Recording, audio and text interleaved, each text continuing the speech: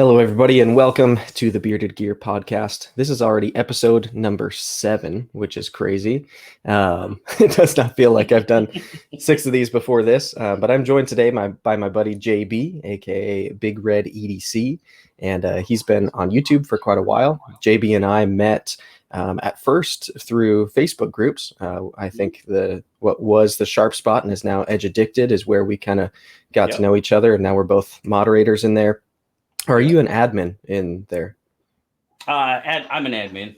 I'm Gotcha. an admin on that. But yeah, it kind of when the turnover kind of changed, I think I kind of adopted it, and myself, Paul, some of the guys that have been there a little while. For sure. So JB is technically my boss that we're having on today. Not even remotely. Not even remotely. If so, I'm a terrible employee because I need to be more active in that group. Oh, dude, that makes me a terrible boss because with everything else going on, yeah, it just you're not as present as well, at least I'm probably not as present as I should be, I guess. Yeah, it's hard to make the time. I try. I feel you. So, you've been on YouTube for a few years, right? About 2.5, yeah. Okay, so much longer than I have. You're seasoned compared to me. So you upload quite a bit. You do it very consistently, and I really appreciate your style. But for people who are listening, who somehow haven't heard of your channel but are listening on mine, could you kind of encapsulate kind of the way that you like to review knives or how you got into it? I mean, how I get into it, I kind of got talked into it, believe it or not, by my son. He had a channel a while back. Him and a friend of his, they basically, for the most part, got drunk, played video games, and recorded it and put it on YouTube. It's all good. All right. You gotta have your outlet, right? And he said, "Man, you just need to start. You have all these knives. You watch all these guys. You should start a channel." And that's basically how it started. He took me out and he's like, "Here, get this and this. You got a light, you got a tripod, you're good to go. You got a phone, go for it." Oh, okay. And that's pretty much, haven't looked back since, pretty much. I mean, yeah, it's been a lot of fun. It's been a lot of growth for me. I think getting into YouTube and doing YouTube and becoming, even with the Sharp Spot and stuff, becoming into that, I've said it a few times on the channel, is, after retiring from the military, I didn't know it, but there was just kind of a void. I mean, I've always had my family and, they've always been there, but that camaraderie of the military, it's a thing, and it's a big thing. And he also pointed that out. We were just talking one day and I was like, "Man, I'm having a lot of fun doing this, talking about the community, blah, blah, blah." And he's like, "Dude, you were in the military for 20 years. You're missing that." And I'm like, "Shut up." How do you know that? You're only like 20 some years old. I'm damn near 50 and can't figure it out. But you're right. You're exactly right. And it's done amazing things for me and my outlook on things. So it's pretty cool. I love doing it. That's awesome, man. And I know, not only from what I see on your channel, but from observing other people who follow you and just kind of the feedback that I get about you, you're one of those guys who seems like more community focused than most, and people really appreciate that. Your approach and how like generous you are. There's always giveaways, and just like you're very like communicative with other channels regardless of their size, and you're very inclusive, and you do live shows and you're talking to people the whole time as they're commenting, and it feels very communal, whereas other content feels much more like it's just meant to be observed and it's not meant to be like shared. I get you. No, and I mean my reviews are kind of like that. I've got a certain flow to my reviews. I mean, they're pretty much standard. But that helps me, make sure that I'm covering the things that, I think should be covered, obviously, and what people really, really want to know. I've tried the whole break out the calipers and do all that. That's not me. That's not what I do. It just doesn't feel natural. And I know a lot of people do like that type of information, but it doesn't flow. For me, I can't get it to flow that way. I have my, I pretty much start at the handle, go through, talk about the blade, and then tell you what I like and don't like about the knife. And, it's what works for me. And I hope it works for other people. I think it does. We seem to be doing okay. It's, Absolutely. you know, Yeah, in my opinion, the best content is always the least forced. And so when yeah, people find like their system that works for them, I'm all for it. Like I do not do much in the realm of specs. Like I'll talk right. about the Yeah, materials being used and stuff like that, but I don't tell you exact blade lengths. I don't tell you weights. I don't have a scale to pull out. Like for me, that wouldn't feel natural. That's just not my flow about it. So right, right. I like that because I think a lot of people fall into the trap of, especially when they're just starting the channel and they're not sure yet necessarily what their vision is for it. They get into a groove of doing what they see other people doing because they've seen other people have success with it. And Sure. then they get down the line and after 50 videos, they're burnt out because they don't like doing it that way, Yeah, but oh, yeah, now it's their thing. yeah, And yeah, so it's yeah, good to kind of find your flow. And your videos all seem that way to me. Like you're just talking about a knife the way you seem to think about a knife. yeah, And yeah. when people get to know you, then that information is really valuable too, because they know your taste. They know kind of the prism by which you look at things, or through which you look at things. But so your process, you said you kind of start like the handle and just work your way forward. Pretty much. I mean, yeah, that's pretty much like there again. It just seems like that's the flow that works for me. And I mean, I've been doing it that way for ever now. It seems like but I mean, like I said, I've tried things. Hmm. Like I had early on, I had a, well, what's this and what's that, and what's the behind the edge and stuff. And I'm doing a video and I'm sitting here and I've got the calipers and they keep slipping off the edge. And it's like, no, no, I'm sorry, but and not the most steady person in the world. I was like, this doesn't work, and I mean, I know it's what people want to know, but it doesn't flow for me. It doesn't Yeah. work. And like you said, well, I do talk to, smaller channels and stuff, and they ask, I'm sure you've probably had people ask your advice, Hmm. and the biggest advice I can say is be yourself. Yep. Just be yourself. It doesn't matter, you know, if you're rough around the edges, well, then be rough around the edges. Don't try to pretend to be somebody you're not. I mean, that's just, and, if you're like Zach and you're one of the sweetest humans on the face of the planet, then be that way. That's you. Yeah, That's you. And just, that's the biggest thing I can tell people. And, it'll come through. It'll come through in your videos. for sure. And And I people think trust that. you're right that like piece of advice of just be yourself that Yeah. gets thrown around in a lot of realms other than this Oh, one. of course. Um, when people have asked me what I recommend for them doing their channel, it's very much the same tune. Because when I also think about the other channels that I like to watch, regardless of what way they approach the content, almost without fail, all of the types of content that I like to watch, knives and otherwise, it's people who I can tell are being really genuine in their Sure. approach because it Yeah. comes through. Yeah. And it's also sometimes like the hurdle for people starting a new channel is like they feel really nervous about it, and you can Sure. tell. And I think if people just allow themselves to shamelessly be themselves and Sure. just like let that shine through, then you feel more natural, you feel more confident. The words that come out of your mouth are going to sound better. Like it just works.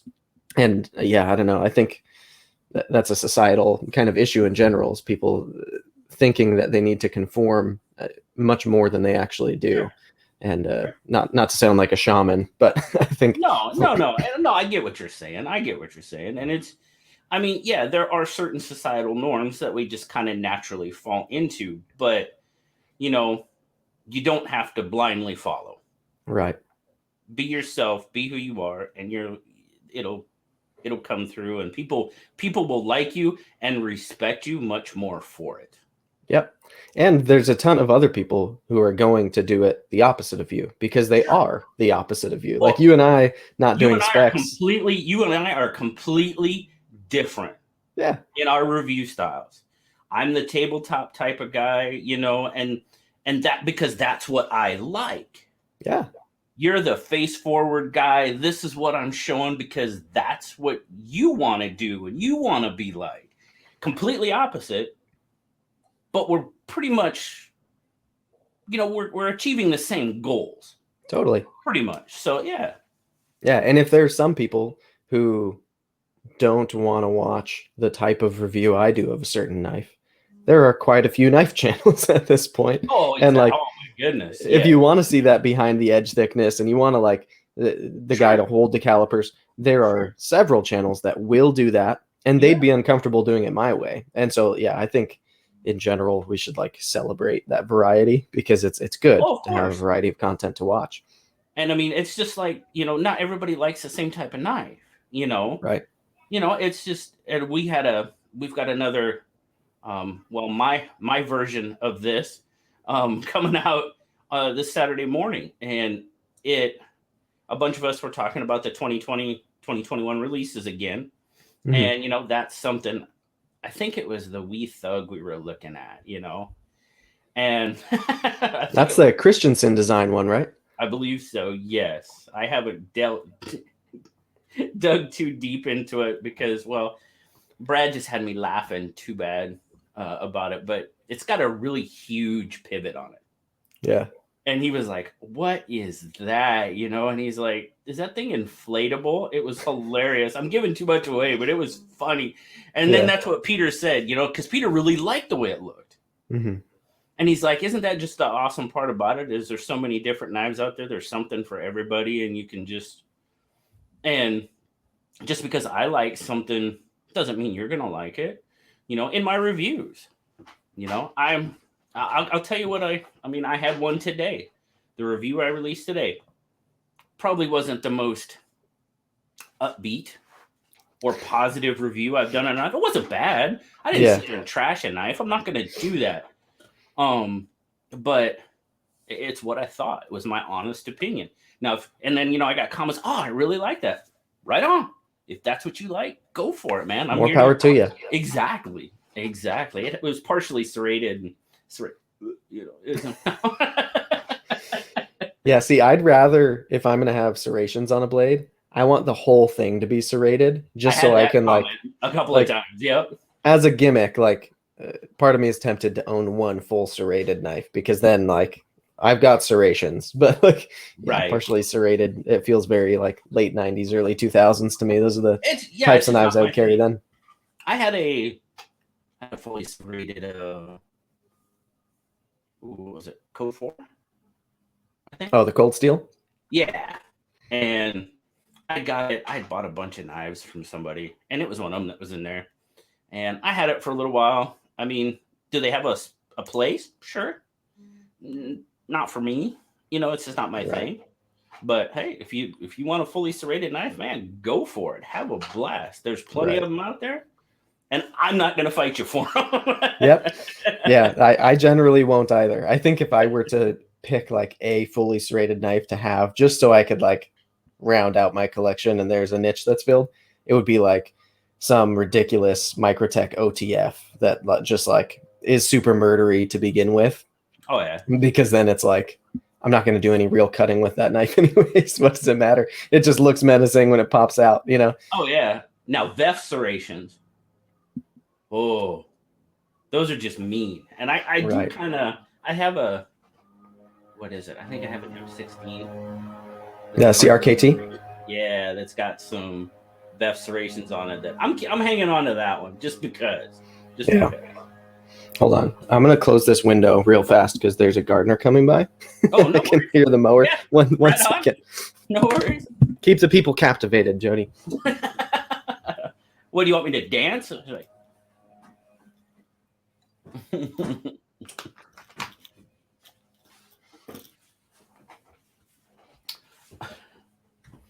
The gardener. Not the gardener. And anyway, that's why Jake, and no, I'm just kidding. talk smack about me the whole time I Yeah, was up. no, I wouldn't do that. So I did want to talk to you about, I think it was yesterday, you put up a video about slip joints Yeah, and whether they're dangerous or not. And I yeah. love that video.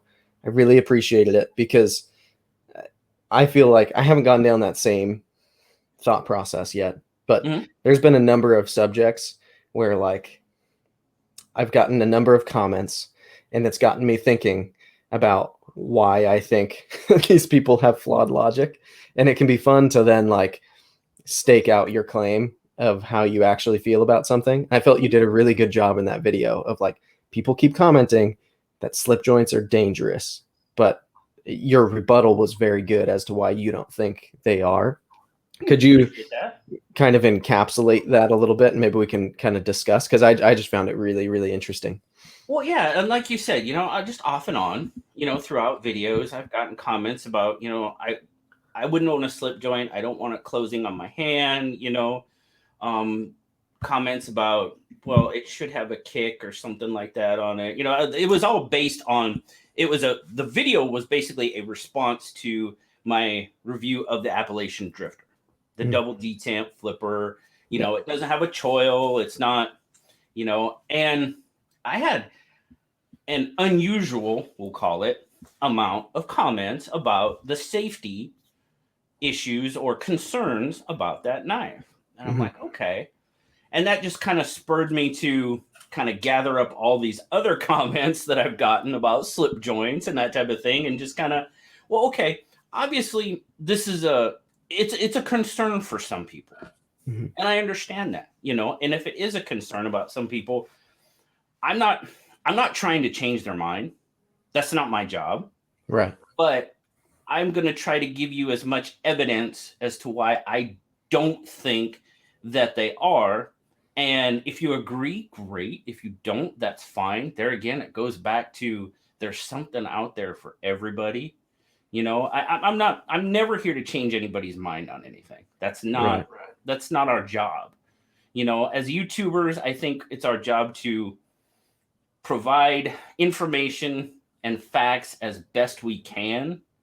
And then, have I made mistakes? Oh, yeah, I've made a few, and trust me, they get pointed out to me. That's another conversation I want to have with you about comments. But anyway, and, it all boils down to it's a tool. And any tool, if you use it the wrong way, bad things are probably going to happen. Absolutely. And I make the comment about, I've been an electrician, a technician, a mechanic, and the joke about the crescent hammer, that's a hand me the crescent hammer. Okay. It's just a joke, right? Right. But if you use a tool in the wrong aspect, yeah, it's probably going to hurt you. It could possibly, it might not. The risk rises. Exactly. You're what are we? Operational risk management, ORM. Ooh, throwing out the big terms there. Yeah, and it's just, slip joints aren't made for those stabbing, thrusting. Because if you do that, yeah, it's probably going to close on your hand, and you're going to have a pretty bad day. Somebody were giving me examples of, they said they'd had the Appalachian Drifter come open on them. And I'm like, I wonder, because I didn't have it for a really long time. It was a pass around knife. So, I had it for a week-ish, whatever, and carried it around and never had an issue. And I'm just like, okay, what's the circumstances? Did you have anything else in that pocket? Was there anything that got caught on the flipper tab that made it come open? What are the, because it's information that I can use and provide to the community, and it was just, I don't know. It was just kind of I've done a couple of those now that kind of more reactionary type videos. And I think this one was probably a little bit better thought out than the first one was. Yeah. But I want people to be able to enjoy what's out there. And if I can help them see a different point of view, great. If not, no worries. And there's probably going to be people out there that'll be like, no, it's just not for me. Right on. Cool. No worries. Right. I think you did a really good job of laying it out in an intelligent way. I don't know why all of a sudden I'm getting all kinds of feedback. No, it's gone now. Okay. Um, you did a really good job of laying it out in such a way that even if people come to a different conclusion, the points you made were fair and balanced. And like I'm someone who I watched that video kind of from the outside looking in because I'm not generally into traditional or slip joint knives, Sure. more so because I like to fidget with them than that I'm worried they're going to close on me. Right. Because I think you're absolutely right. Like if you're using a non-locking knife, you need to use it like a non-locking knife. Exactly. And you even talked about how locking knives have their own limitations, and you probably shouldn't use locking knives like you used fixed blades. You weren't saying in your video slip joints are safe to baton with and to stab with. Like that's not what you said at all. But what you said was like, if you use them within their use case, then they are safe. So the people who then jump in comment sections or in conversations, they just paint with a broad stroke and say, all slip joints are dangerous. You've just poked so many holes in that to the point where now it's harder for people, if they've listened to you, to say that and just like overgeneralize, which is when I've done videos like that, kind of my goal. Because I don't need everyone to agree with me. But like when I talk about certain subjects where I notice a lot of people are just parroting the same talking points and don't seem to really be thinking about it, my goal is to get them to see that like maybe it's not quite that simple, and they could come to a different conclusion if they really think it out. So I just love the way you presented it, and I think part of why I want to have this podcast and part of my goal for my channel is to have conversations about those kind of topics, some of which are like not actually that important, but others are like things that people talk about a lot in the knife community that I think have some flawed logic. And it's fun to kind of point those out and get people thinking, because then advancement happens and people make different decisions. Well, you talk about, quote unquote flawed logic. Okay. And I kind of touched on it just a little bit in that video is, I know there was, I kind of came to the whole ZT party a little late, and I guess at one point there was an issue with maybe ZTs not locking up the way they should have. The spine whack would close it. Yeah. And I was like, okay, fair enough. And I watched a couple of videos. I'm like, okay, this is interesting. I want to know more about this. And I watched a couple of these videos, and I can't even tell you who it was at this point. But they're like, he was talking about ZT and the spine whack, and he took the knife and he didn't it wasn't gentle by any means. I mean, he cracked it on the corner of the table. He had a glove on and everything. I mean, he was the lock failed. And I'm like, is a lock designed to do that? Yeah. I mean, I'm just like, okay. So, I mean, that was really my first experience. And to be truthful, my only experience with it, because I haven't handled a whole lot of ZTs, but the ones I have, I don't crack them on the side of a table, but I'm like, okay, is this going to slip? And I'll, kind of do the whole, is it? No. Okay. And I didn't have that experience. That's basically what I'm saying. But, if you're gonna beat on a knife like that, the chances of it failing, again, rise exponentially. Oh, for sure. When you do something with it that it's not meant to do. And I mean, I know guys take out, like the PM2 and they baton with it or whatever. I've done it.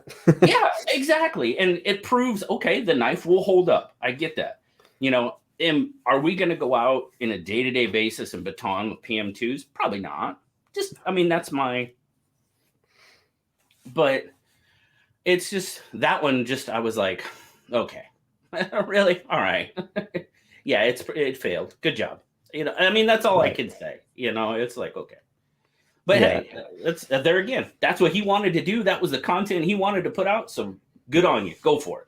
Yeah. And to be fair, there are other locking folding knives that might not fail that specific test. Oh, for sure. But I think it's definitely fair to say that ZT isn't necessarily sending out a dangerous product because it doesn't stand up to spine whacking, because they Right. don't intend for their tool to end up in someone's hand and have the spine of it like collide with something with such force Right. that it's going Right. to like the lock is designed to hold it open, Exactly. and normal cutting, all of the resistance is going the opposite direction of what that guy was testing for. So would it be better if it didn't fail that test? Of Sure. Like course. I Sure. love it when I like in my PM2 video when I batoned with it just to like make sure it could take it, like Sure. it survived, and that makes me like the knife more. Sure. I would have been bummed if it broke for sure. Yeah. But Yeah. I've True. also batoned with my ZT308 and it did awesome. In fact, when I finished, the lock was like kind of jammed up a little bit. It was like overly tight. And Oh so I yeah. had to like kind of pry it open, but it's been fine ever since.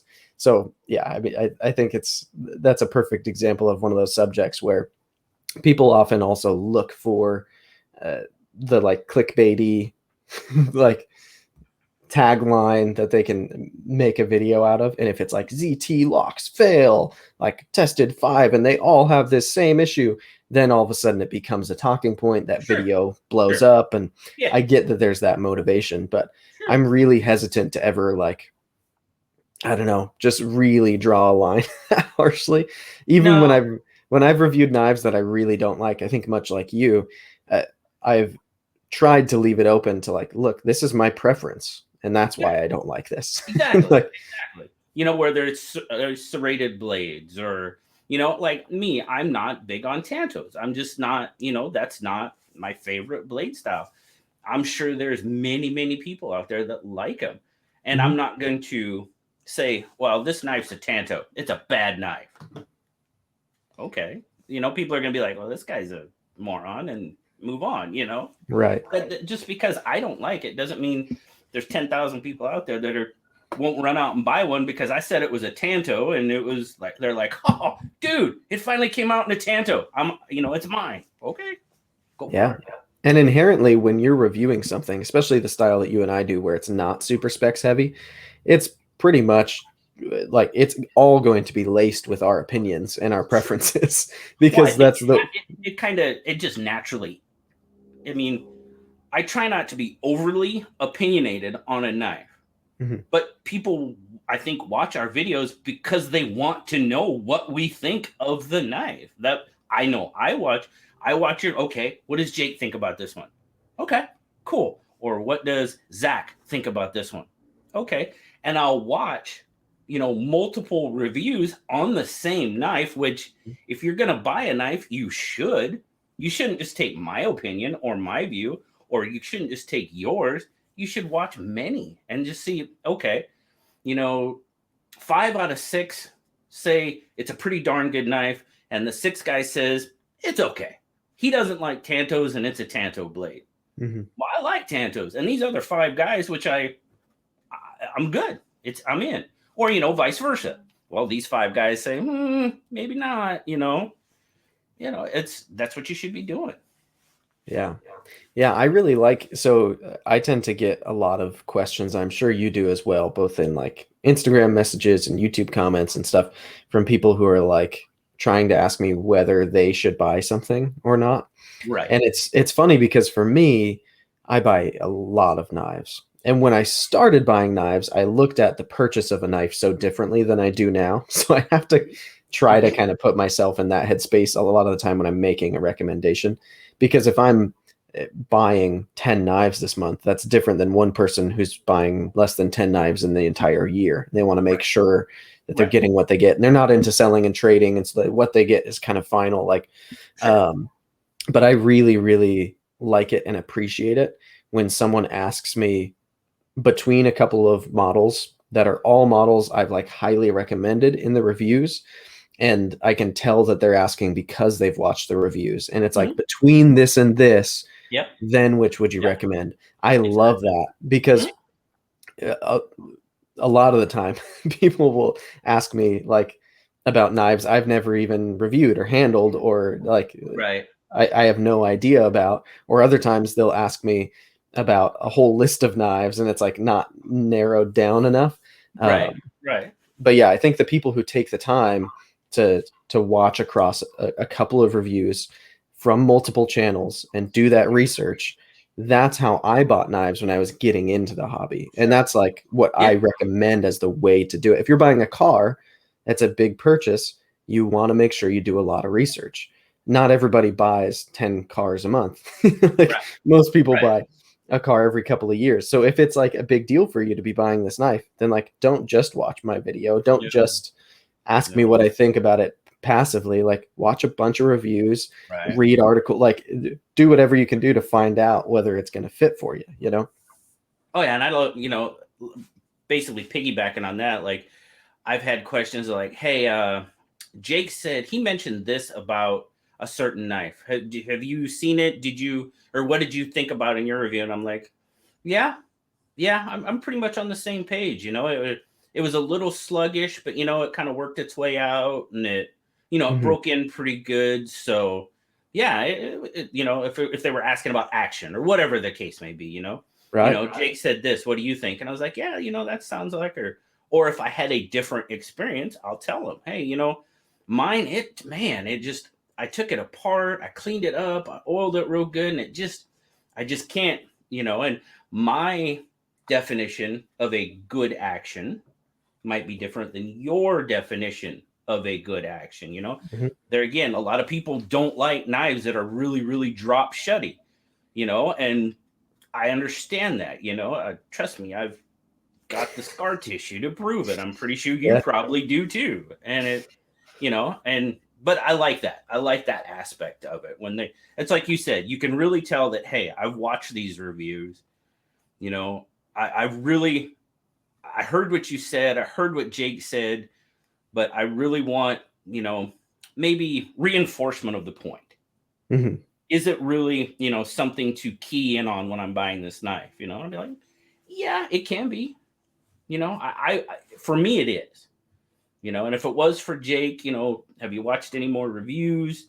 What did they think? Right. Exactly, just like that.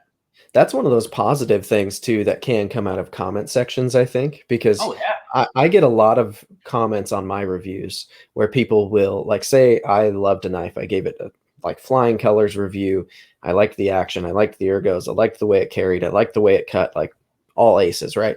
And then sometimes I'll get a comment down below that someone will be like, I pulled mine out of the box and it was off center. The action was terrible. I couldn't get it hmm right. hmm oh yeah, Like then they'll point out issues, and it's like yeah. obviously that experience is different from mine, but then I also get other people who dogpile and like, oh dude, mine was perfect, like yours must have been a lemon, mine was just like how Jake says his is.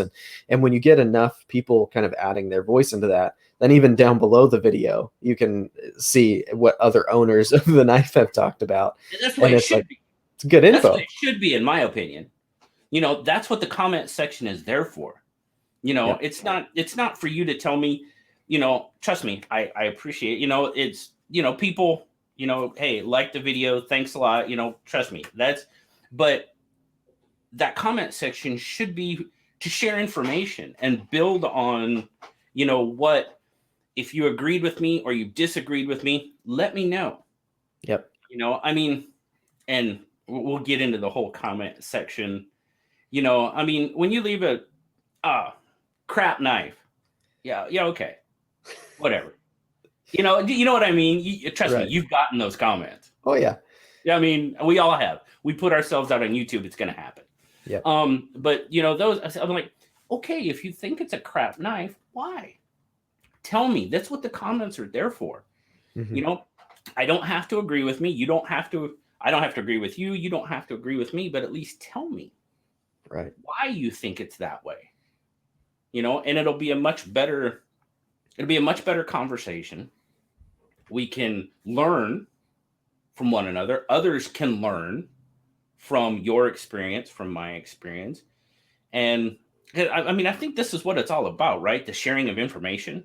Hmm. Isn't that what we do is pretty much all about? Sure, it's for entertainment.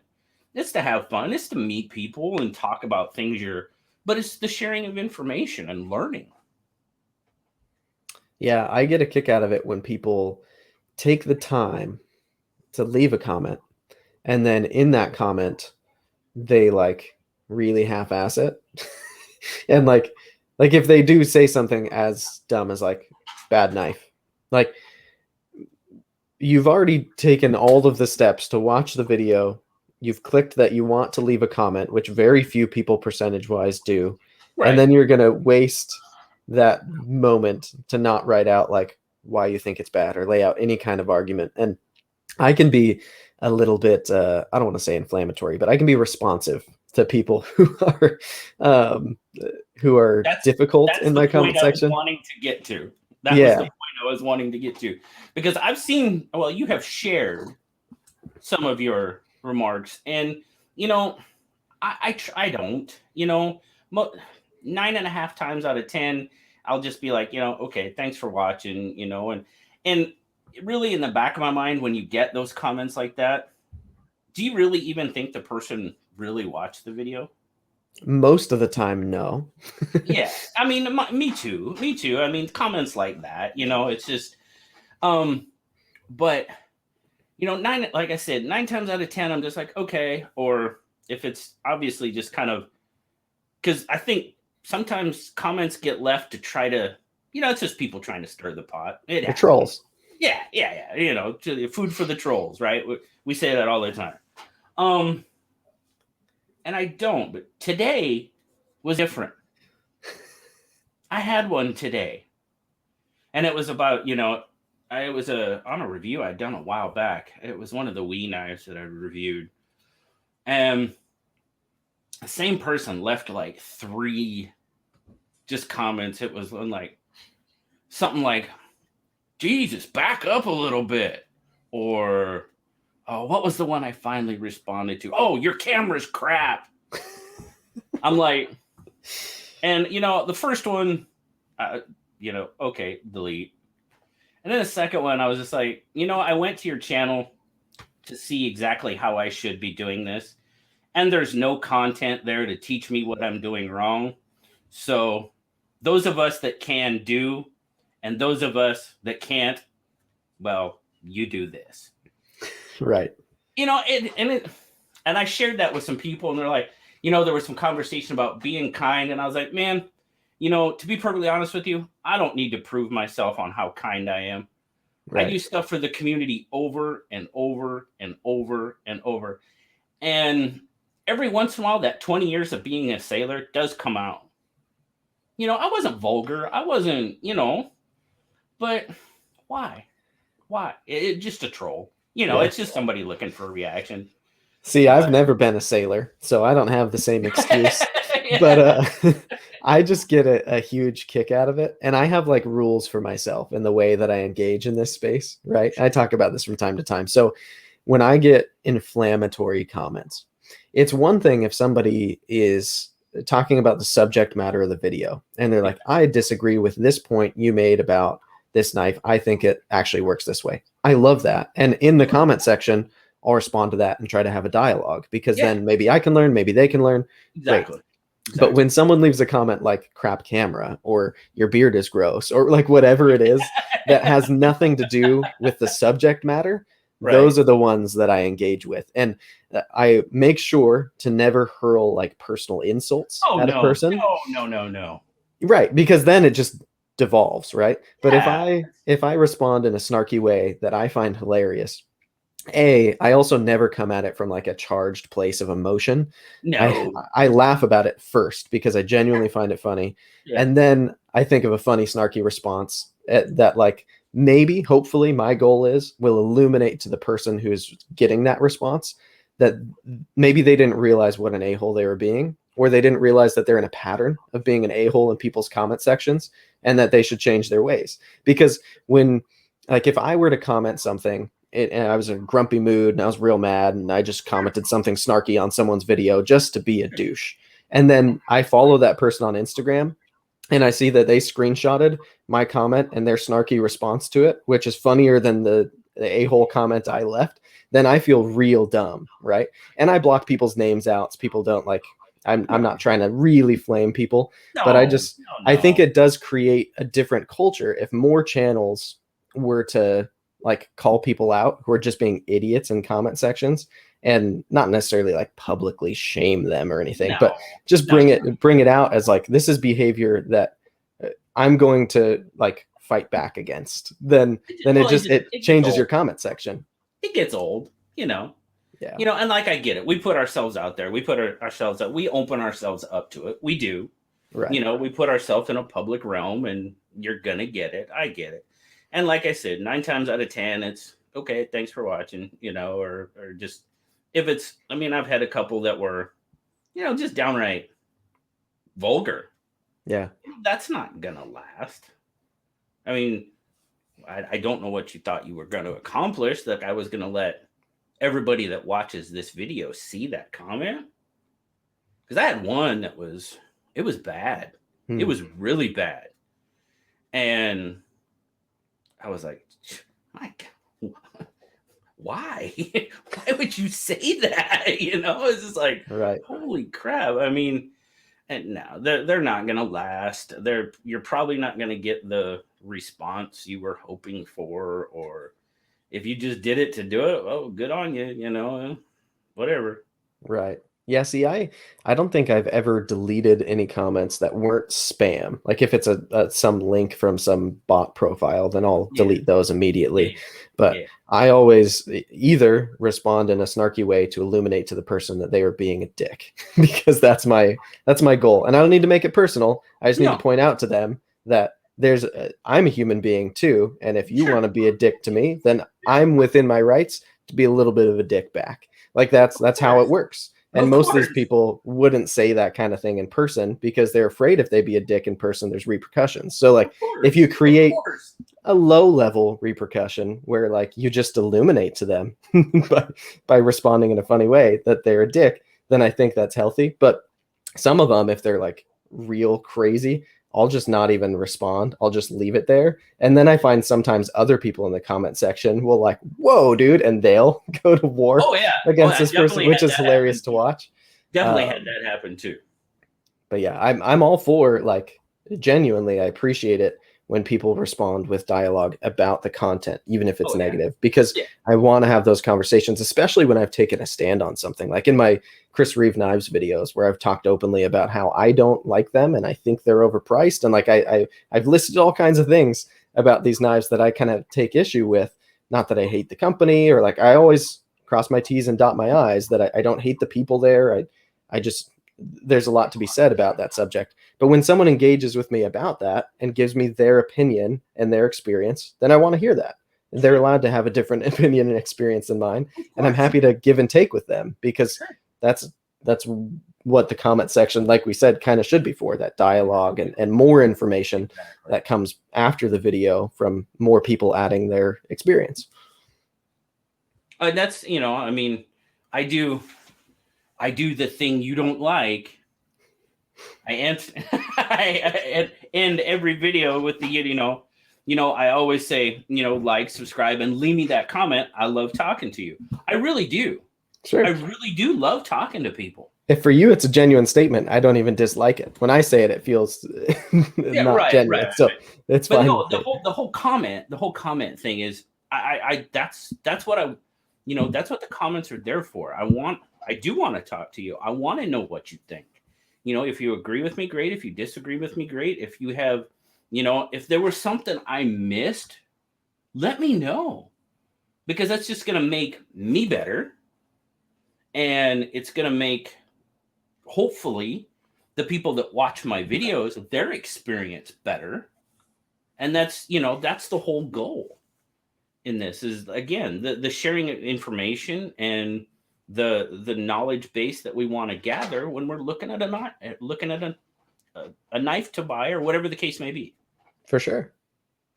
Yeah. I think that important distinction is, like, when it's about the content, when it's about, like, you said this and I actually think this, and here's why, that is the best possible type of comment, because it's real feedback. But when it's your camera sucks or your hair looks bad, that's not something that helps, and it's just being an idiot. And so, yeah, I like the idea of kind of creating more of a culture of like feeding the good stuff and like lifting that up and then like pushing Yeah. the crap down.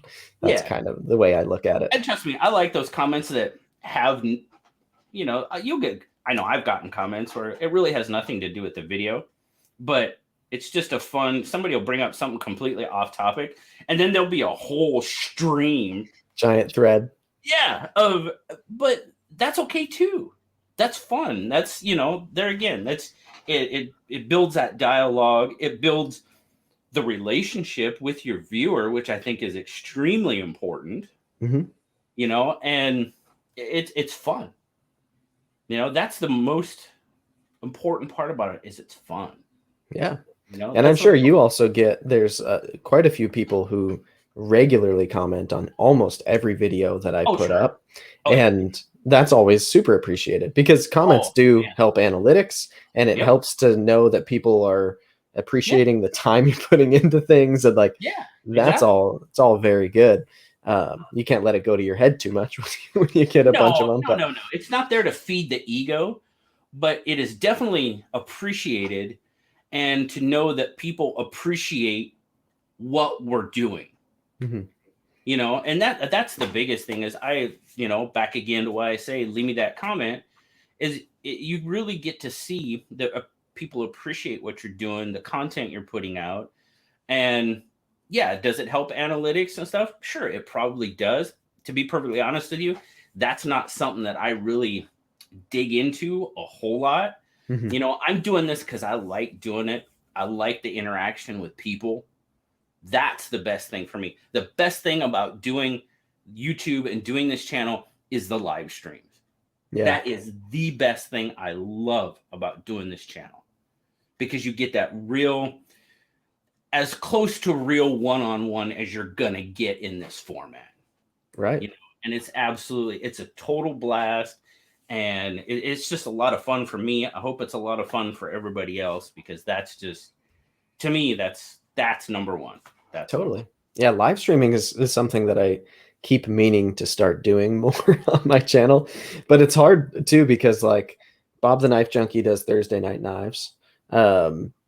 Blade HQ does their like week 1 Wednesday or whatever they call it, which I don't know what that means, that title, week 1 Wednesday. I've always been confused by. I think they're just trying to make the word wow.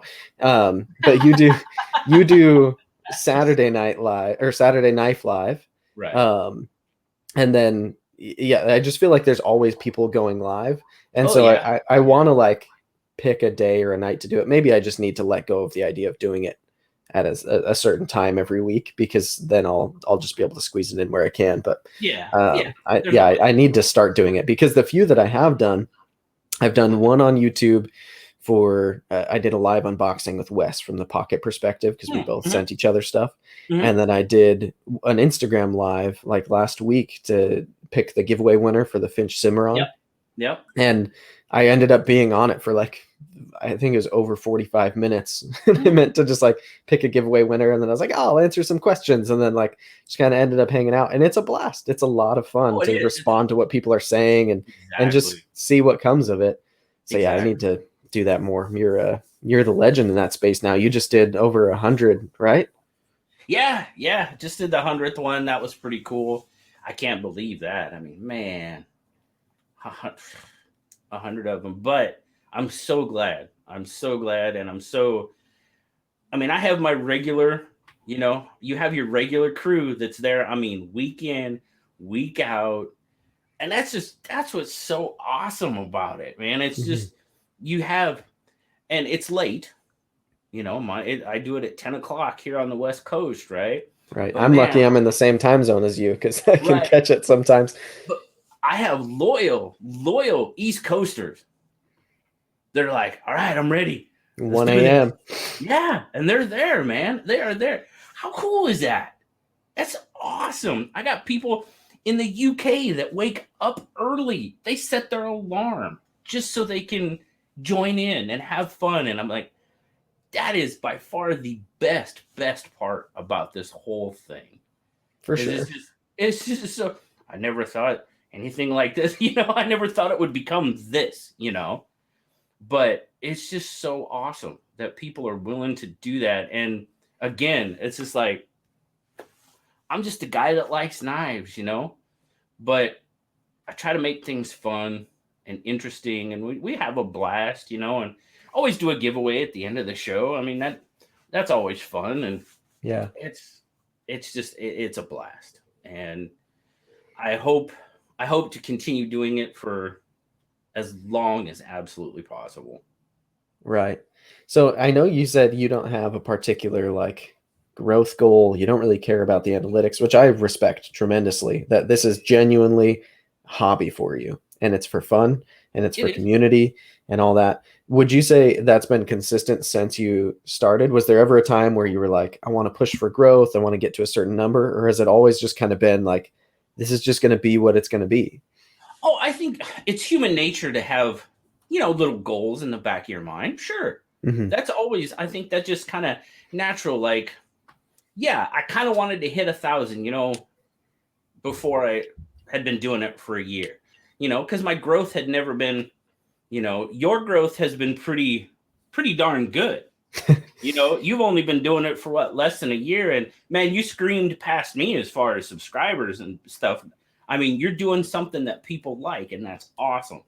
But my growth rate has never been huge, and I've never really done anything to make it, get bigger or anything Right. like that. And I mean, and there's always little things like, for the 100th SKL, I really, in the back of my mind, it's like, man, my biggest crowd up until then had been like 82, which for that time, the time slot that I'm doing it, that's awesome to me. That's great.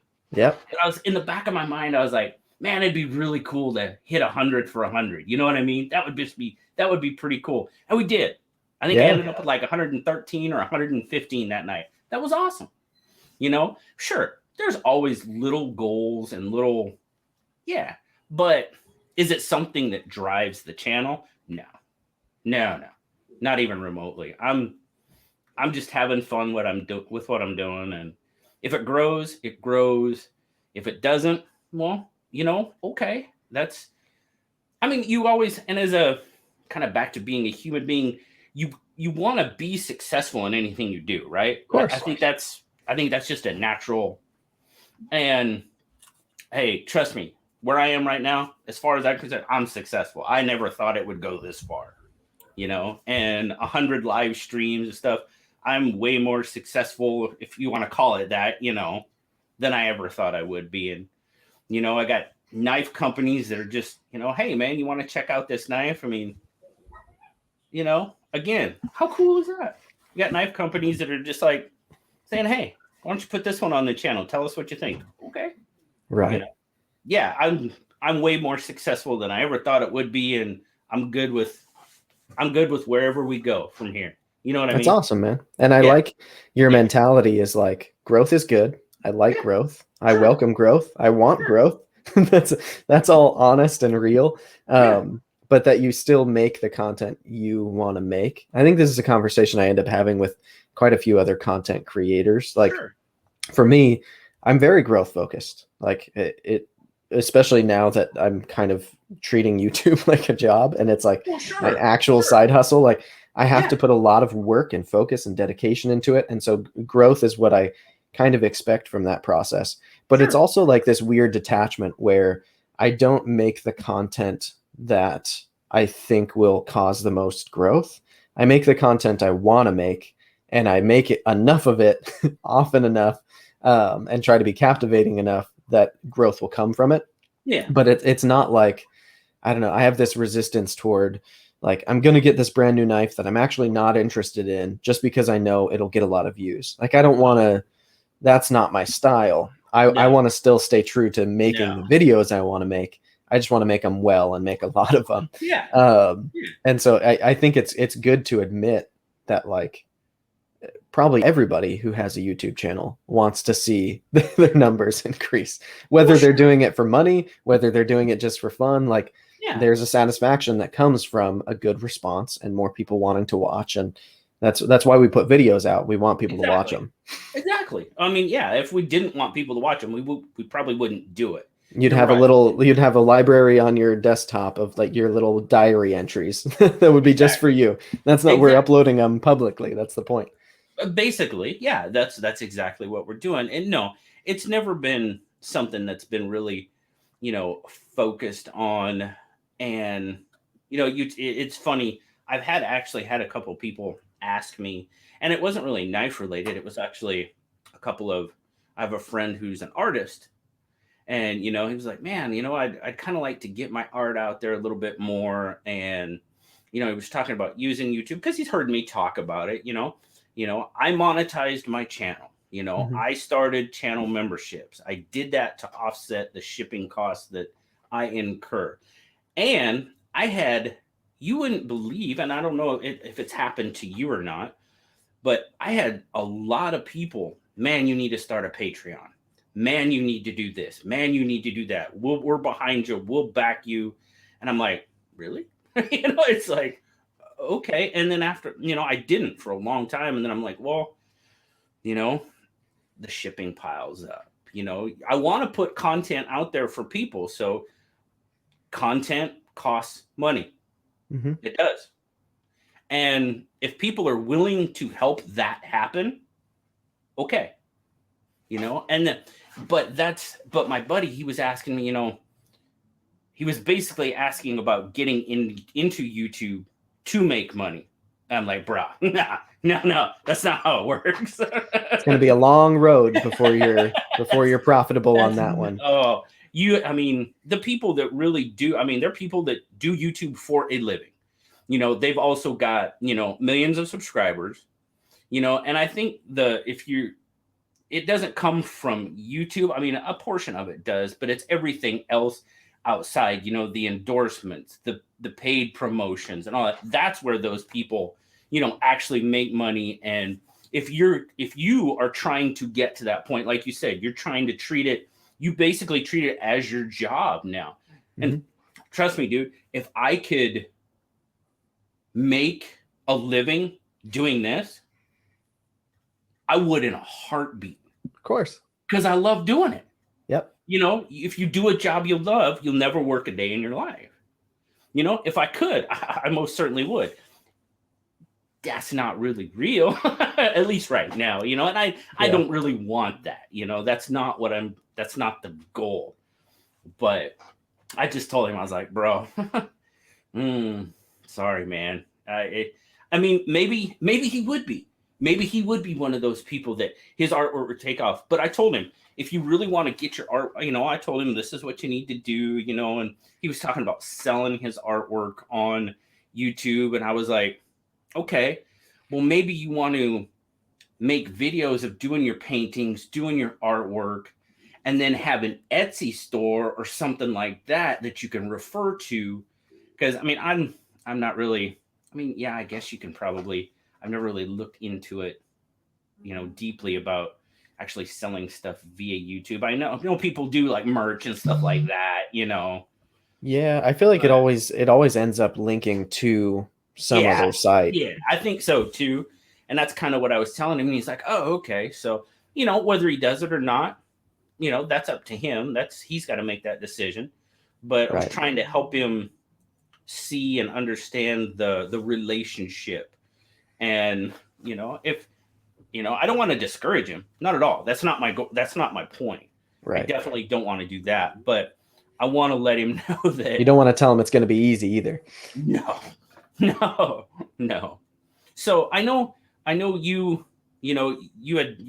breached the subject on a couple videos here, but earlier in the year that shall not be named, um, you kind of got laid off and you went into doing content creation pretty much full time, Yeah. full bore. I mean, and you made a reference, and I don't know how deep you get into it, but about you were doing content creation for your wife, I think it was. Is that what you said? Yeah, so my wife, what she's done for years now, full time, is she does like basically mommy blogging. She blogs and Hmm, Instagrams and right technically on. would be what's considered an influencer. And Yeah. so she does paid promotions and campaigns with brands who Hmm, pay her to promote the product on her pages. cool. Um, and so by default, because she and my daughter are most often the subject of her own photos, I'm the photographer. So Gotcha. the Gotcha. more time that I'm not in an office or out, like the last job I worked, I was in like elementary schools most of the time, and I'd bounce around every 2 weeks. I was at a different school, and it's gone all day. So that meant the only time I could be photographer boy was on the weekend or in the evenings. But then like when daylight savings happens and it gets dark early, then like I'm home when it's dark, and it's really hard for me to shoot the amount of content that she would like to be shooting. So we found that once I was furloughed and all of a sudden I was home all the time, I jumped right into YouTube. I was basically treating it like a full-time job. Hmm. In fact, probably doing more hours than I would normally, working between all the filming, all the editing, all the engaging. Yeah. Um, Yeah. but by just me being home while doing all of that and being able to break away at any moment for an hour, 2 hours to go shoot a bunch of content, she was able to accept way more work. And so Hmm. Cool. yeah, it's really worked out where now, Right on. even though after being furloughed, I'd kind of been brought back for a little bit, and then it was like, okay, you're going to be furloughed again for another couple months. When it came time to come back again, I was like, I'm out. I Yeah. uh, I'm just going to do this now, because we've found that we don't lose money by me being more available to be a photographer for her. And my channel's not making me a living by any means yet, but it is monetized to the point where it's making me a little bit of extra money. A lot of that goes into shipping and buying That's more yeah. knives I to mean, make content. But that's a big um, thing. The shipping is huge. yeah, but I mean, at least it is making some money. And I do have a Patreon as well, where Yep. there's a few patrons who help out. I haven't done the like Patreon type thing through YouTube. I haven't tried that out Okay. yet. You said you do use that, right? I have channel memberships through YouTube. Yeah. Hmm. Yeah. And it's not quote unquote as good as Patreon, but I did it through YouTube to keep the platforms, to keep everything combined. Hmm. I mean, because like you have a Patreon and stuff, and a lot of people do, but they're doing YouTube content, then they're doing Patreon specific content, Yeah, and that's the thing, is I never upload anything on Patreon, which I feel right, bad about, because right, like between posting daily on Instagram, usually posting at least in one Facebook group on Facebook that's like specific to whatever knife I posted on Instagram, right, posting 2 times a day on YouTube, engaging with everybody on all those platforms, like then making exclusive Patreon content. I right. should be doing it. Those people are helping out, but luckily I think most of them don't really have the expectation that I'm going to be like putting exclusive videos on there. I think they're all just Right. like kind of buddies who are trying to help out a little bit. Sure, of course, of Um, course. Well, but maybe I should, your loyal followers that really want to see you succeed. yeah, That's basically what it boils down to. yeah. And yeah, Which is a weird thing. I never even promote my Patreon because I feel weird. Like being monetized on YouTube, I have no issue with. Like people right. who watch my videos, there's ads on them. That's what Mhm. happens if you want to watch one of my videos. And that's what allows me to keep doing it at the rate that I'm doing it and like Exactly. keep Yeah. pouring myself Yeah. into it. Right. With Patreon, it's a totally different type of ask, because then it's like you're going to deliberately take money from your account and put it Right. into mine. Yep. um, Yep. and I'm not even promising I'm going to do anything for it other than what I'm already doing for free that you can go watch like everybody else. So it just feels like a different ask, but maybe I should pivot it to like the way that I treat it. It might make more sense to just put it all on YouTube. Obviously that's your call. That's something that you're gonna have to, I just went with YouTube because it just keeps everything together, Hmm. and it's easier that way. I mean, let's be honest. Yeah. And it's that was the whole reason why I did it. Now, I mean, I follow I follow channels through here. I follow channels through Patreon and stuff like that. And you're right. I get what you're saying. But like I said before, the only reason I even started channel memberships is because I had so many people basically asking me to. That's when I started my Patreon, as a number of Yeah, people were like, you should have a Patreon and want to do at exactly. least a little something to help you out. And it was Yeah. like, okay. Oh, yeah, it was pretty much me too. I was like, all right, okay. Because I want to do this. Obviously, they want me to do this, or they wouldn't ask. So, if they're willing to help out, well, cool. All right. Awesome. Yeah. And it's gone way there again. Everything has just gone way farther than I had ever expected it to. And that's the cool thing about it, is you just have so many people that want you to succeed.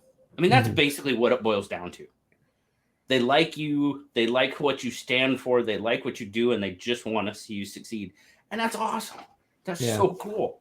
Plus, I think for you specifically, you've created a space where people can feel like they've kind of got a hangout and like they're part of it more than they are other channels. I hope because so. you do those lives, you're chatting with them, you're engaging in a more dynamic way than most channels who are just putting up content. And so I can totally see it. I think when you create that space where people feel like they're not just part of the knife community, but they're part of like the Big Red channel community, then they want to like buy into it in some way and support it because they want to make sure they can keep being part of something they love. Yeah, and then that's awesome. That's just so cool. And I'm trying to figure out the direction that I want to take this, or say what I want to say, because it's, oh man, the people that watch and comment over, most of them I've never met, but you've established this sort of relationship that just, in a lot of cases, it's almost like you've been friends for years. You know what I mean? And you can just talk to people. And I have, people that watch the channel that I talk to them about non-knife related stuff. We talk about life, and we talk about, because and my channel, I don't want the focus of the channel to be me, to be perfectly honest with you. I say that all the time. My channel is here for the community. The community did for me what I needed at the time. And I do the giveaways, I do the lives, I do all that because that is my way of saying thank you for giving something to me that I needed when I didn't even know I needed it. You know what I mean? Mm-hmm. And I just, it's, and we talked to people, I hear a while back, I had somebody that, every live, always there, always commenting on your videos, gone for a couple of weeks, in the back of your mind, like, man, I hope everything's okay with, this person. I hope everything's going all right for him, because you've established that relationship. And it's like, wow. And, then it comes out that, hey, unfortunately, somebody had COVID and, didn't survive or what, and it's just like, oh my, you have this, it's just crazy how that happens, but it's awesome. It's awesome at the same time. And I absolutely love that. Not that people, have those type of situations, but it's the fact that, it comes in the back, and people, hey, and I know it was probably about a month ago. I did a live and I had a bad night. I just did. I was off. The old brain wasn't clicking like it, well, it doesn't click like it used to anymore, but it was just a, it wasn't one of the best lives I've ever done. And I had 4 or 5 people message me right afterwards. Hey man, you okay? You doing okay? Everything cool? I'm like, yeah, man, just one of those days, bad night, I was just off. And that was like, I was like, damn, man, people care. They put it's not just a nice video. Thanks. People genuinely care. And that's just so cool. Yeah, I think it's interesting too, because it seems pretty specific to this community compared to at least other ones that I've dabbled in or observed. The type of kind of closeness that comes from it, it's just a really different and kind of special culture. I was telling, I think it was Ray from Everyday City Carry, in one of my recent podcasts, like there are people that I've never met in person in this community, and maybe never even will, who I've been friends with now for years Mm-hmm. and have talked, if not daily, almost daily for Mm-hmm. years. Mm-hmm. And when you talk that much with another person, it's not all knives. Knives are the No, kind of like the binding agent there, right? sure. But there are people who I genuinely like know well at this point, and I probably know some of them better than a lot of their real life friends because they're more open in the kind of like the forum that we communicate in. And Sure. same with them for me. Like there are knife buddies I have who I talk to every day and know more about me than some of my real life friends. And if I were to like find out that one of those people died tomorrow that I've gotten that close to, I would be at their funeral and I would mourn for them. And like the Oh, fact that you can meet a person, I'm not into like a lot of the modern communication over real communication and the way that people used to work. But it is really cool to think like some of these friendships are so real and so legitimate. oh And yeah. yeah, it's a different thing that I never expected when I first like made my knife Instagram and started posting Exactly. about knives all the time. Like Exactly. it was all the gear. And I'm Yep. still very gear focused. I still care deeply about knives. But it does take on a different energy as time goes on and you meet people who become Oh, real legit friends. oh, without question. Without question. I know, you're talking about, this kind of community versus others. I know, like I said, my son, he was really trying to get into in depth into the whole gaming. And I mean, I said him and his buddy get drunk and play video games. And that's what they did a lot. I mean, that was what they did a lot. But he was trying to, actually, he did some video game reviews that I'm not a big gamer myself, Mhm. but I watched his reviews. And yeah, he's my son, but it was done really, really well. It was well written, well presented. It was just, I was like, oh, that's my kid, man. He did, this is awesome. But he said it was so hard and there was so much competition that you just couldn't. And one of the things, like early when I started the channel, I mean, a bunch of us kind of got together and helped. There were Grateful Panic, and Jet Fuel EDC and Zeb back when it was Woodland Tech. We got together and we helped one another out. And he was just kind of like, "What's going on there?" And I was like, "Well, we're helping one another. That's what we're doing." And he's like, "Wow, that would never happen here." And that was genuine. It was genuine. He couldn't believe it. Yeah. And I was like, well, I don't know what to tell you, man. But I mean, people just welcome you with open arms and start. I mean, that was the biggest thing for me is I hadn't been doing YouTube for a few months. And it's just somebody that, hey, man, I'm going to send you this knife. Okay. What's your address? I'm like, okay. And it was, I don't, which one was it? It was a Hinderer. Maximus? The double-edged one? Yeah. Yeah. And I was I like, think I ended up buying that knife after you reviewed it. It's from Marshall or something, right? I can't remember. I can't remember who sent it to me. Did it have a bead on it that was like a gladiator helmet with spikes on it? I think so. Yeah. Yeah, I Yeah. bought that knife after you had Did reviewed you it. really? Yeah, yeah. That's hilarious. But you mean that was not an inexpensive knife? No, not at all. And I'm like, this dude doesn't know me from Adam, and he's gonna send me this, $400+ knife, and then it just happens.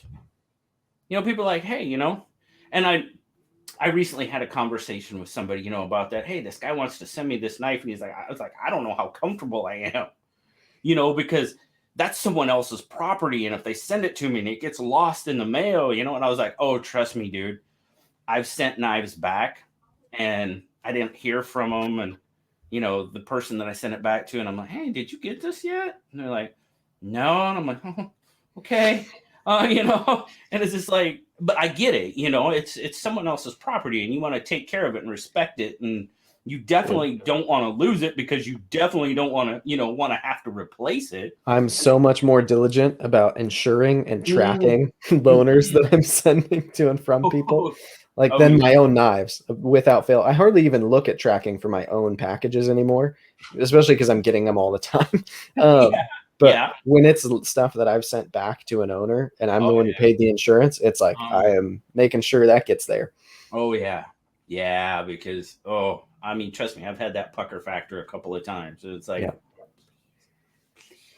in like a day or so later, oh, yeah, I got here. I'm like, Yes. it's just like a huge relief, But I get that. And I get why you wouldn't, or you would be at least hesitant, to do something like that. I totally get that. Part of me wonders too if like the type of communal aspect between content creators who in a lot of spheres would be competitive, whereas like there's a camaraderie here in this.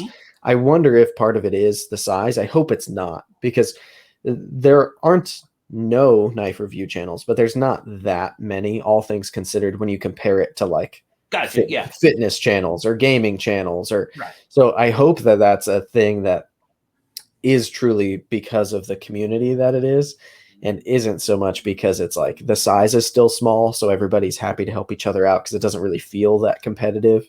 Because to me, like when I see a new channel pop up, I'm stoked because if I like it, that's another new channel I can watch, and I still want more knife content that exists.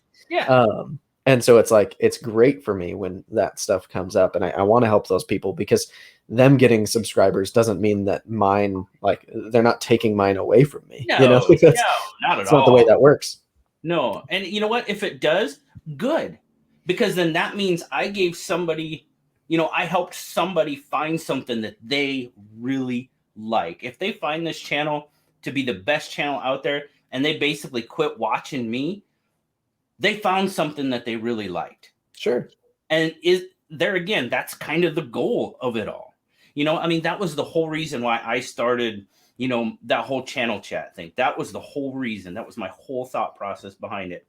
Because when I was just starting out there, I think I went to bed. I had 40 subscribers one night, and I woke up and I had like almost 200. And I'm like, whoo, I'm famous. It's like, wait, what happened? Well, I found out that, I don't know if how familiar you are with Jimmy Slash and stuff, but he just did this giveaway because he wanted to help me out. His generosity helped me out, and it helped me. I mean, it really did help me get going. Put some wind in your sails. Yeah. Yeah, exactly. And I want to do that, hopefully, for somebody else, and that was the whole idea behind the channel chat. And I don't necessarily call it a podcast. Is it? I guess so. I don't know. I'm not hip. I'm not going to be the innovator on anything. Pretty much. Well, if you're already recording it, I can show you how to put it live on the podcast platforms. It's super easy. Right on. Yeah. Oh, they're definitely getting recorded. But like last night, I just did one. Another new channel that just started up. It's the Shredder Knife Reviews. Yeah, the little kid, right? He's like 9 years old, does it with his dad. He's so cool, man. I did it. It wasn't a very long one. We only did it for, it was a little over a half hour. But if he wants to do it, wants to put in the time, wants to put in the effort, and that's something we talked about with him and his dad, why wouldn't I want to encourage that? Of course. And try to help it grow. And that's just, that's the whole goal behind it. I mean, like I said, I've done a couple with these, with, like Peter and Christine and stuff, a little bit bigger channels, like doing these 2021 release things. I've done a couple of those, but the real goal is, trying to encourage people, maybe help them get a little bit more recognition. I mean, trust me, I'm not big. I'm like right. This. And it's also relative though, because for me, I think we're actually pretty similar in terms of right now our size and subscriber counts. If I was a month or two in and I had just a couple hundred subscribers, if a channel as big as mine right now helped me out by giving me a shout out, like that would have been really, really meaningful. And Exactly. like, yeah, I think it's to me, I almost see it as like kind of this delicate balance though, because if you start constantly promoting a whole bunch of other channels, then people stop listening to your promotions as much because it's like, oh, he's just talking about another new one. Yeah, I Uh, get you.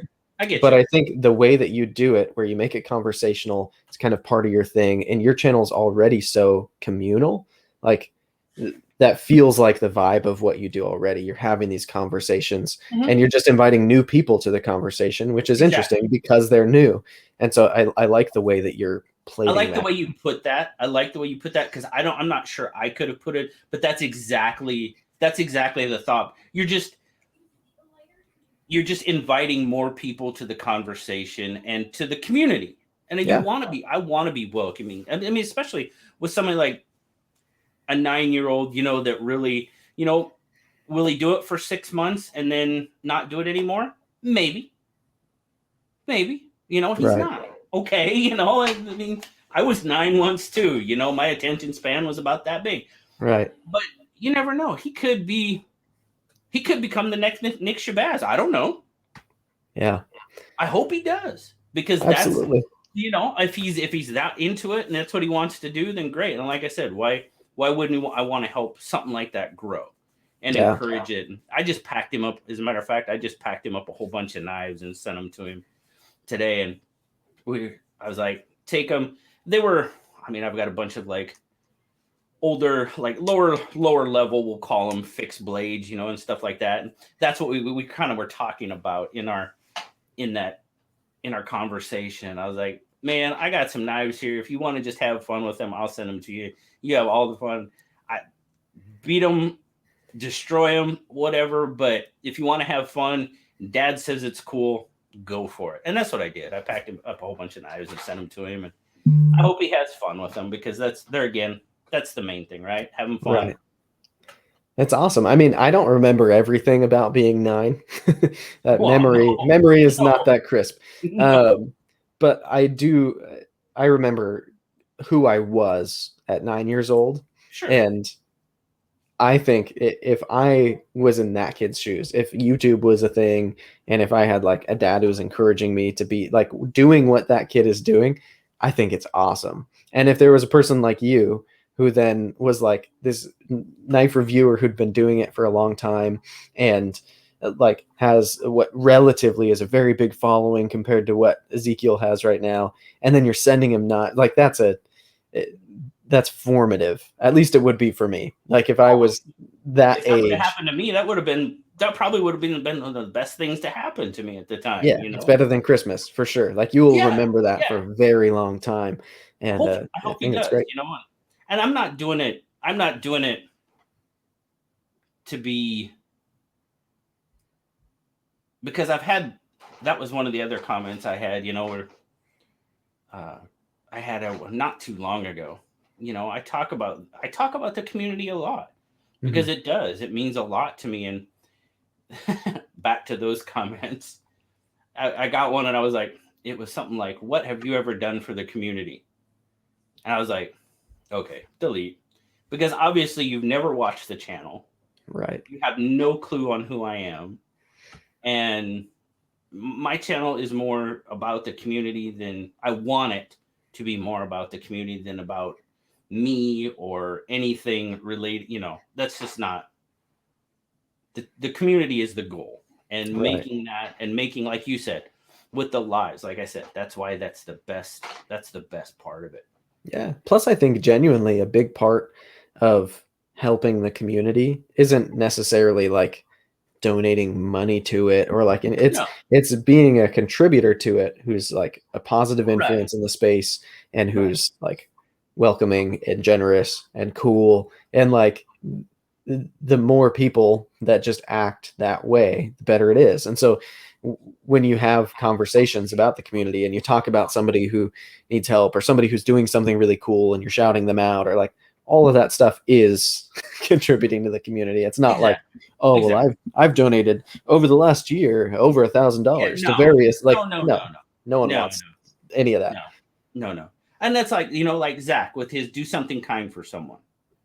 And when you really break it down, if I would, do something kind for someone and then somebody else would do it and it just, kind of snowballs, and wouldn't the world be a much better place? Oh yeah, it's like that movie, Pay It Forward. Exactly. Exactly. And if you can do something, I've, you know, um, I've used this tag as put a smile on somebody's face, and Jimmy Slash is big on that with his piff, what he does with that. I mean, that's amazing. That guy, you want to talk about someone that just tries to do everything possible he can to make sure, to better the community and to, and it's happened to me. I wasn't expecting anything. And one day I go to the mailbox and there's a little box, from Jimmy Slash, and it's got a little knife, a couple of pieces of candy, and if you're having a really crap day and you just go out and find something as little as that, it doesn't have to be anything big. It doesn't have to be a hinderer. It doesn't have to be a CRK. It could be just a little whatever. Somebody took the time out of the day to try to make your day better. Yep. That's just, and there again, put a smile on somebody's face. That's what I try to do. That's the giveaways and all that other stuff. It's just trying to make things, because, especially right now, people need that. Oh, for sure.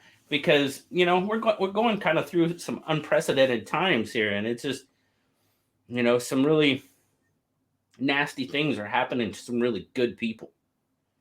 And if my live stream for an hour on a Saturday night can make somebody forget about maybe how they're going to make the mortgage that month, then that show has been a success. Yeah. And that's the whole goal behind it. So.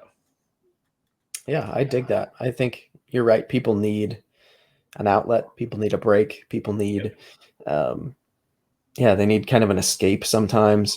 And I think it's interesting. We've gone an hour and a half and we've hardly talked any knives, but it's all been focused on the community, which I think is a good evidence of what your channel is, because it is, I think the deeper you get into the hobby of knives, if you're at least exist in it the way we do. I know there's some people who are really into knives who don't have social media, don't watch YouTube. And like, that's always crazy to me. It's hard for me to, like, at knife shows, you'll see a guy who's like, that guy's definitely not on Instagram, but for those who do like partake in this community, I think it's a natural evolution to get to that point where like knives still excite me remarkably. I get very excited over knives at multiple different budgets, and like knives are awesome. It's a passion for me.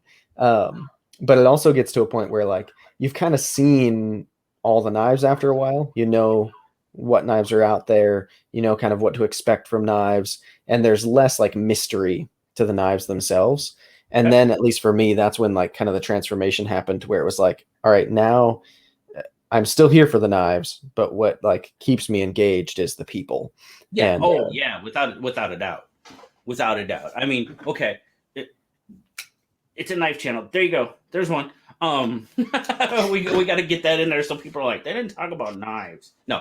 But yeah, it's all about, to me, the knives are obviously the center point of what brings us all together. Knives, EDC gear. I mean, I say I'm Big Red EDC, and what, probably 93%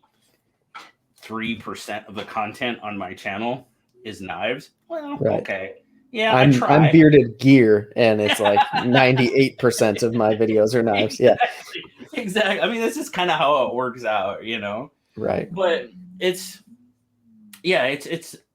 the focal point, and it is starting out because that's your content, that's your, that's how everything gets started, but it develops into so much more. Right. And it's not that you start caring about the knives less. No, I think for me, it genuinely is like, there's less mystery about them. Like once you've Yeah, experienced the high end, the low end, the mid end, you felt a bunch of different things. Like there's still new stuff coming out that's sure, exciting, but sure. it's less mysterious Right. what is at the bottom of it, you know? Right. Right. Like I mean there's still several brands out there that I've never had, never, maybe I will one day, maybe I won't. Who knows?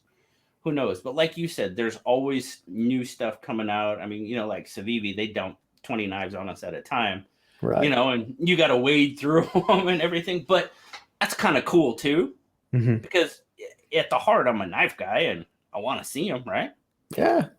But it's just, it just like I know you mentioned before, and it's you've got high, you've got medium, you've got low. I mean, I'm a guy that I talk a lot about Rough Riders because, to be perfectly honest with you, I think Rough Riders is just an awesome little knife. They're inexpensive. It's a great way for somebody to, like you say yourself. You're not a big into the slip joint world, right? Hmm. That's just that's not where your interest lies at the moment. Maybe never will. Okay. I always jokingly say when I retire, I'll be Yeah. into Yeah. them. And then, well, and I kind of, I call them grandpa knives, right? So it's kind of similar, Yeah. because those are the knives my grandpa and my dad carried, just that's what it was. But, it's a great way for somebody to to delve into that world, and they don't have to spend 70, $80 on a case or a GEC. They can get a pretty decent quality knife for you're talking a lot of times $13. And you can, okay, I got this one. Yeah, I'm not a big fan of the trapper pattern. It's I don't like the way it feels. But now, oh, the Barlow, that's, or something like that. You know what I mean? And there's just something out there for everybody. Yeah.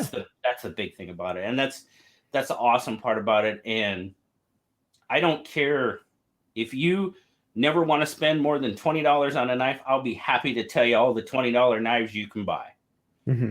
If you want to spend $400, $500 on a knife, I'm going to tell you somebody that can tell you more about them because that's not really my spectrum. You know what I mean? Sure. But there's something out there for everybody, and it's just a lot of fun. And you can I can sit here and talk about my $12 Rough Rider. You can sit there and talk about your, $500 CRK. And what are we doing? We're talking about knives. We both love knives, Yep. and that's the awesome. That's another awesome part about it. Yeah. So I have a knife question for you. We should Oh, probably geez. talk a little bit about knives. Okay. Just something that I find interesting to ask other people who review knives Okay. because it's different than the type of questions that I'd ask a maker or a collector, maybe. But um, as you've been reviewing knives, what have been like the biggest surprises for you? Things that you maybe didn't think you would like, and then you ended up loving, or maybe the opposite. It's like a grail you wanted for a long time, and then you got it, and it was a letdown. Have there been any like surprises that have then kind of shifted your taste or made you think differently? Oh yeah, yeah, definitely. I pretty much, for the most part, consider myself a budget knife type of guy. And now that the word budget means different things for different people, obviously, Totally. without a doubt. But um, early on, I wasn't a big fan of carbon fiber, right? Wasn't a big fan of carbon fiber. Well, the Hmm. reason I wasn't a big fan of carbon fiber, because most of what I'd seen was like peel and ply carbon fiber. I Right. hadn't seen real good, well done carbon fiber. Hmm. Well, now that I have, well, okay, I'm digging carbon fiber a little bit more. Things like that. Get you some red twill Definitely. in there, and all of a sudden it's your speed. Oh, then yeah. Now we're talking. Now we're talking. But I mean, definitely things like that. Um, let's see what else. Well, I still haven't climbed aboard the Tanto train. I haven't. I've reviewed a lot of them. You Yeah. know, I reviewed a lot of them. I have a couple. Just not my preferred style of knife. Yeah. Um, Are there any Tantos that you said you have a couple? Are there any that are just like so good that you forgive that it's a Tanto because everything else about it is so awesome? Or how did you get to the point where now you've got a yes, couple? yes. I have. Oh, let's see. Oh, did I put it in the drawer? I probably put it in the drawer and I can't get to it right now. Yeah, I probably did. I have a Recon 1, another cold steel Tanto. That knife is a beast. That knife looks like it should be a Tanto too, especially Exactly. cold It does. steel, It does. It really Recon does. 1. What I've seen a follows that Tanto. is Tanto. Yes. Yes. And, you know, that's a knife that I feel that, man, if I need a knife, I'm glad I have that one. Yeah. You know what I mean? And that's exactly why I have it, because it's a beast. And I know it's going to do probably just about anything I want it to do. Mm-hmm. Do I have other knives like that? Sure, of course. You know, but that one, it has a special place, you know? I mean, sure, my tastes have definitely, I still, and people, people ask me all the time, carbon fiber and Damascus on the same knife, right? Mm-hmm. Visually, aesthetically, there's too much going on for me. A clash thing. Yeah, and my brain just doesn't want to process it, you know, to the point to where I say I like this. Now, don't get me wrong, I've seen some that I'm like, okay. You know, I've never really been a huge fan of Damascus anyway. Me either. I don't think I own. My son has given me a couple of them that are probably faux Damascus, more, you know, but they were gifts from my son, so they're gonna stay. They're gonna be here, but I wouldn't go out and willingly purchase one for myself, just because it's just not, you know, there again, it's not something that I'm into. But the whole carbon fiber and Damascus together, there's something in my head that's just like, man, that's just too much going on. Will that change? I don't know. It might, you know, but not yet. Yeah. No, I'm with you. So it's funny. Damascus is one of those things that I find myself talking to different like group chats every now and then, and it's a subject that comes up. And I've tried Damascus on a few knives, and it's not that I hate it or dislike it. It's just that I find that I don't prefer it. I think it looks really cool in photos. I think certain patterns more than others. Some of it I think looks worse than just having a nice hand satin or a belt satin or a good stone. Like I prefer other blade looks sometimes, but when it's a really cool pattern, like Urban EDC Supply just did on the Voxnays F5.5 that they collaborated on. Okay. I have the regular. Didn't you? Okay. So this knife. Non-Damascus, yeah. Yeah, so they just this last week released their Damascus one, and the pattern that they put on it looks gorgeous, and it's like a high shine, like polished Damascus, and it looks really, really nice. But even if that knife cost the same as this one that I got for $200, I'd still rather just have the M390 blade that like I see this knife as kind of a worker. And I know if I had the really gorgeous looking Damascus blade, I wouldn't want to use this knife. And I'm not as much of a like collector as I am kind of a user. Like I have a collection, but I don't just like buy things to have them sit in the box. And so it's also like, it's usually a significant price increase, especially if it's good Damascus that's actually made out of good steel and isn't just for show. And so it's this thing where it's like, I don't see the function to it. I think oftentimes it looks a little more like, I don't know. I'm not like a jewelry kind of guy. You're not going to catch me with like rings on or like I don't wear necklaces. Like that's not my vibe. And I think Damascus is kind of like the jewelry of the knife. Same with dress materials in general. But I look at my knives too much like tools to want to like pretty them up too much. I totally get what you're saying, and I'm the same way. I haven't bought any knives to put away. You know, I just that's not. I have one now that probably isn't going to get a whole lot of use because it was a gift, you know, and it's a special gift. It's got, you know, the markings on the blade. It's the Casey Underwood mini Crooked River. Zach gave me. It's beautiful knife. Beautiful knife. Really, really pretty knife. I would hate to do anything to that knife. I would absolutely hate to do anything to that knife. So I know he probably bought it for me to use, Yeah. and it'll get a little bit of use here and there, but it's Sure. not going to be one that I'm going to take to work with me. And because it has more meaning than that. You know what I mean? And it's a beautiful knife, and I want it to stay the way it is. But to go out and just buy a knife, just to put in my cup, no, God, I don't think I've ever done that. Yeah. I like that people do it because it Yeah. creates a Oh, yeah. segment of the market that I'm glad Sure. exists, and they're holding that open in case I ever do decide to go that route. There's a Sure. there's a way to Sure. do it. But yeah, I'm not made of money. I'm not poor per se either, but like it matters to me that the things that I buy, I get some utility out of. That's how I Sure. justify it. Sure. Some more than others, but Well, I mean, that's the nature of the beast. I mean, I have knives that get used that I make sure I use them. How's that? Does that sound legitimate? Because I relate to okay, that. I have this knife. I should probably use it, at least maybe 2 or 3 times in this 6 month period. You know what I mean?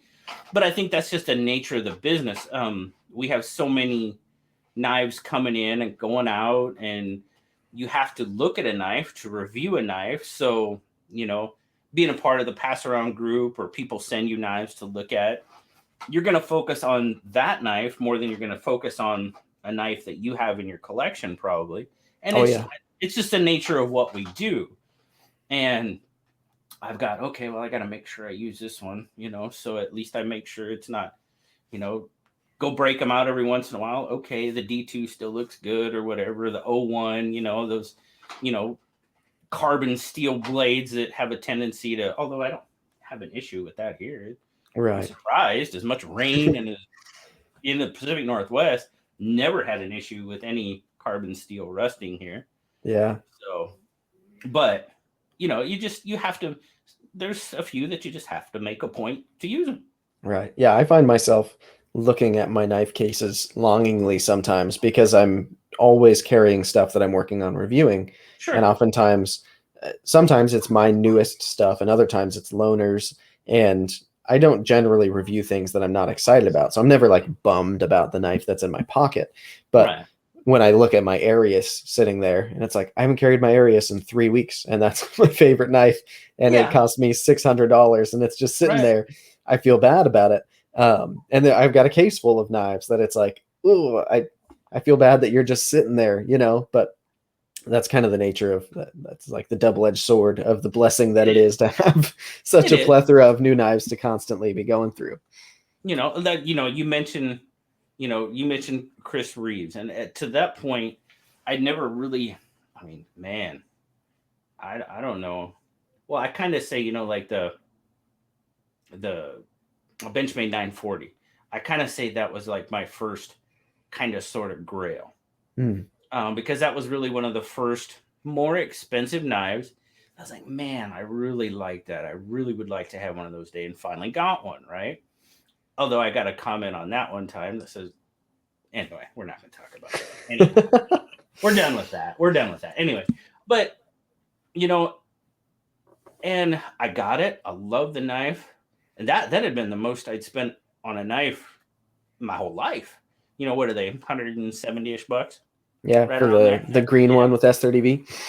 This one was a dash two, but it was pretty much the same. Hmm.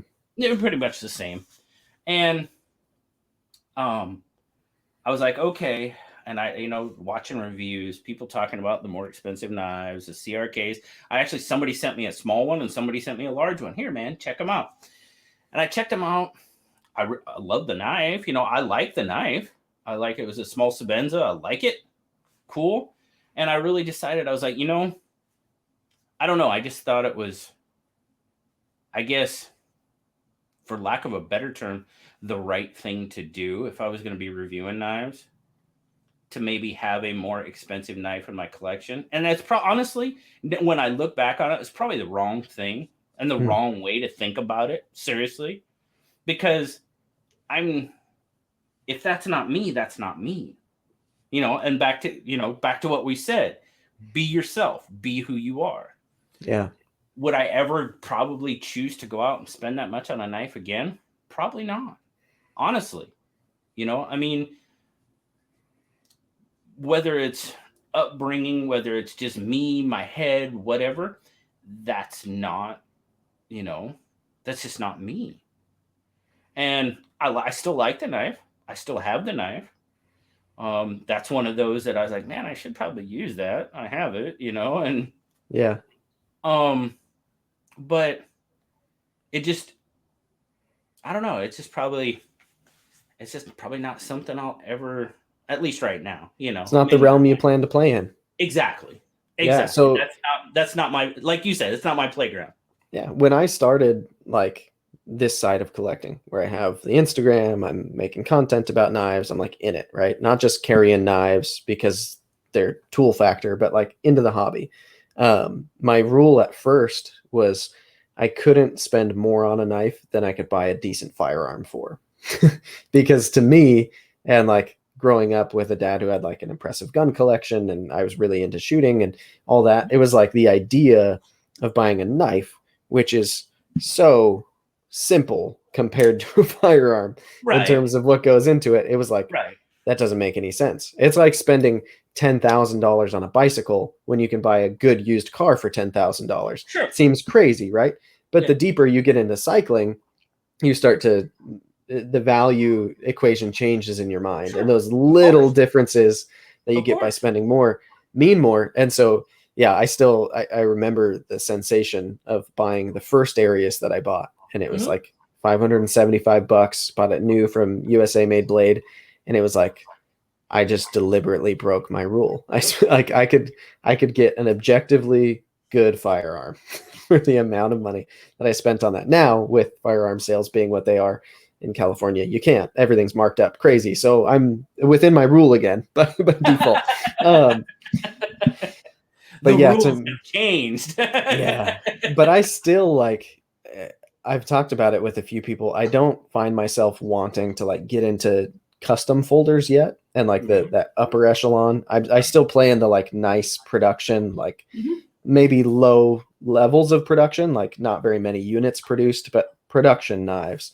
And once you start touching that like $600, $700, $800, I start getting real hesitant because that's, to me, that's like so much for this object, right? And there are very few knives that I'd be willing to pay that for, but the game changes as you go along, because once you break a rule, it's a downhill it's easier slide to break another one, right? Once you break one, it's easy. But no, you evolve. You evolve, and some people evolve at a much quicker rate. Then, I mean, trust me, I get these. That was the whole reason why it was so awesome to become part of the pass around group, is because I got to look at knives that I probably wouldn't have gotten to see otherwise. Because I'm not into the, some people, and you may do it yourself, where you go out and buy a knife that's say $350. You review it, you look at it, and then basically it's catch and release. Right? That happens a lot. I mean, it happens a lot. That's not something that I've really gotten into or really wanted to get into. But with the pass around group, I had the opportunity to see maybe a few more of those, and I'm not even talking like really expensive knives, some of the Wii's and stuff, some of those go, low 200s and stuff. And that's probably, would I do that? Maybe not. Maybe if I really, like you're talking about your Arius, the difference between your Arius and my CRKT or CRK, excuse me. When I bought that, it was kind of like the idea was, I thought it was something I should do. Where you got the Arius because it's a knife you really enjoy. Yeah. True statement. Yeah. So I bought my first one because it was the grail I decided on that was just reachable enough that like I sold a couple other knives. I put the funds together and I finally got one. And that one that I had, I carried, but I never used because it was like too precious. And then I ended up selling it because I felt bad that I had this really nice knife that I wasn't using. And then when I decided to get another one, now I've got a Gen 4. It was like, all right, if I get another Arius this time, that knife is not only going in my pocket and coming places with me, but I'm cutting anything that I'd cut with any other knife with it. Right. And that's the way I've treated this one. And now it feels like I've really treated myself to something very nice. Like it's one of the few things And that that's I the way like it should do be. for myself, you know? Yeah, and that's the way it should be. You know, and trust me, I've actually, I mean, I've contemplated selling my CRK many times, Yeah. but I don't think I'm going to, because I like the knife, and I'll probably keep it just to have that one. You know what I mean? Kind of Sure. just to have that one really quote unquote quality knife. Now I know, trust me, I know your thoughts on CRKT, and I totally get it. You know, Yeah. but They're I'll they're probably, nice knives. They are yeah. well Oh made, and yeah. they're nice knives. I'm not against anybody else liking them. Right. Um, Right. I don't like. Yeah, I have my own my own opinions, Exactly. which is fine. You would much rather have your areas. Yes. And that's there again, goes back to something out there for everybody. Yeah, which is yeah, it's funny too because like one person's grail can sometimes be really disappointing to another person, and Oh yeah. Yeah. I sometimes I catch myself like worrying a little bit when I talk to like really positively about a knife. And I'm doing it because I'm honestly positive about it. Sometimes I worry then afterwards if somebody watches this review and then buys this knife based on my recommendation and they don't like it, then have I done them some kind of disservice? And I catch myself in it, and that's flawed logic. Like it's up to them to research appropriately to come to their It own is. No, conclusion, I totally get what you're saying. I as trust long as I'm not like blatantly lying about something. Like if right, I'm just giving right. my opinion, saying why I love it, then people can hold me to that all they want. I believe what I say. Yeah. But yeah, there is that little nagging sometimes like, ooh, what if other people don't like this so much? And I guess the only person I've met that didn't like the Arius that much was Kevin, Lefty EDC, and that's because for a lefty it doesn't work so well. But most people that I've told when they've asked me like, "What's your favorite knife?" I've told them the Arius. They've ended up getting one. I can't think of anybody that's been like, "I don't like it. It's not Right. for me." It's a Well, really and really that's good just knife. it. If they ask you what's your favorite knife, it is your favorite knife. Yeah, Might not be theirs, but it's which is your fair. favorite. It's one that you really like. And if it's something that you really like, you're gonna probably recommend it, right? I mean, it's just that's just the nature of the beast. Um, but yeah, I try. Oh, trust me, I've had that thought. You know, somebody might buy this knife and not like it. But you're right. You know, it's not. I'm not saying, and you don't say this is the knife you should buy. You Right. should buy this knife. This is why I like it. If you like the what I like, you might like this knife. That's all we're saying. You Yep. know, and I don't. And you touched on it too. Is and I think us as reviewers, we tend not to review knives that we don't like because I don't want to do a negative review. That's not my goal. If I have a knife that I don't like some aspects about it, I'm gonna say it. You're gonna say it. There's been one knife. I won't say what it was but I got a hold of this knife and I was just like, why? Why? Yeah. And I really, really tried not to let that come out in my review. But then again, by not doing that, I maybe wasn't being fully honest. You know what I mean? And it it should have been, if I would have been completely honest, the review should have never been made. You know what I mean? Yeah. But I tried to get across the points that I really disliked about this knife in the best and kindest way I could. You know Yeah. what I mean? Because I don't I don't want to sit here and trash a company. I don't want to trash a knife maker. That's not what I want to do because that might be his masterpiece to him. Hmm. You know, and I don't want to that's not what I want to do. I don't want to but I mean, we have to make sure that we're as honest as possible. I try to make sure I'm as honest as possible in the nicest way possible. Let's say Yeah. that. No, that's totally fair. Like, Yeah. I still get comments regularly on my Medford 187 DP review. Hmm. I hated that knife. Objectively, I hated it. It is probably the least favorite knife that I've reviewed. And it was a loaner. Kyle from DTOM Hmm. loaned it to me. Hmm. And he knew when he sent it to me, I wasn't going to like it. Because, like, it's not at all within the spectrum of things that I like in knives. Right. Right. And my review was very like, I don't get why they did this. I don't get why they did this. I think Yeah. this is objectively like pretty bad. This part of it is like not well finished. Like, and I pointed out all these things that I perceive to be flaws.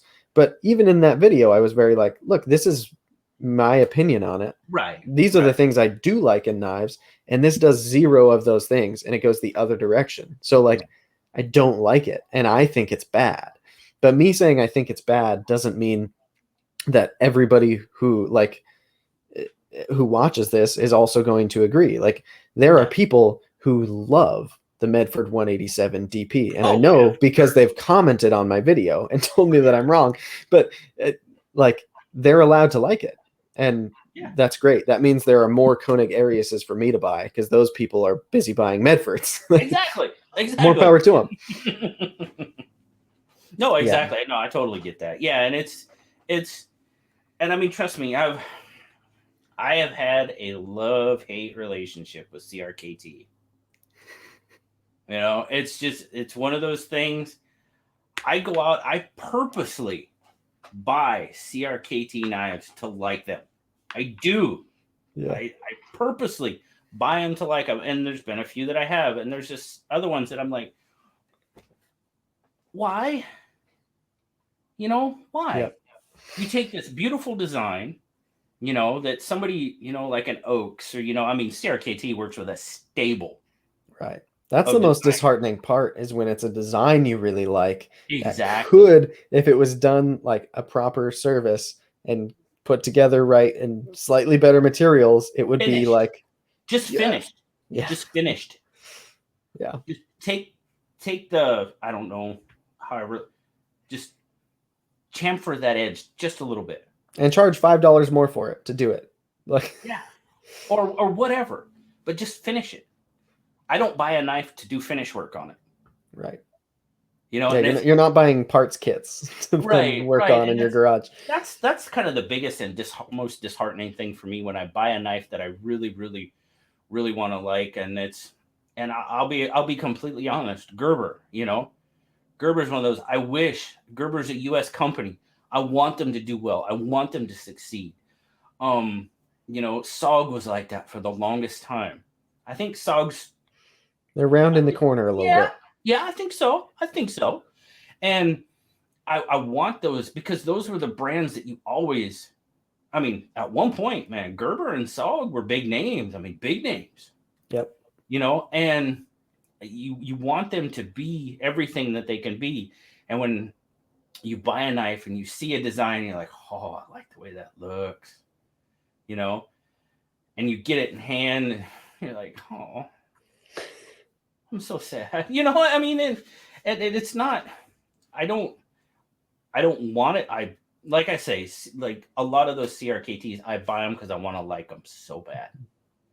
And it's just, and some I do, you know, there's some of them that I buy and I'm like, oh, okay, cool. This one's good. Okay, we're good. Yeah. But unfortunately, I mean, it was last year.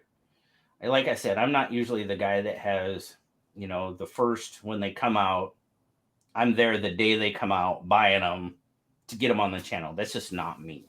Mm-hmm. You know, that's not who I am. Should I be? I don't know. Not. See, I think when that happens, because you genuinely are excited for something that's coming out and you want to get it right when it comes out because it's something you actually want, then great. That happens to me sometimes. Yeah. Oh, yeah.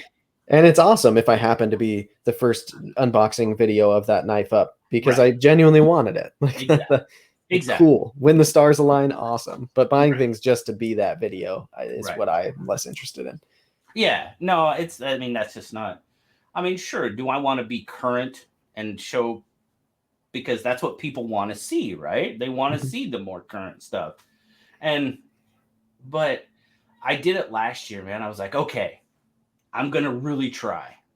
And I did, I bought, I don't know, it was like 3 or 4, and it was CRKTs because they were affordable. Mm-hmm. I could get, 3 or 4 of them without much problem, get them in. And like 3 out of the 4, I was just like, oh, sad face, just because they weren't finished, and they took this design, and it's a great design. Love the design. Oh, but it just wasn't well executed. Right. And it's an extra bummer because like you, I would love for CRKT to be doing those designs proper, like justice, right?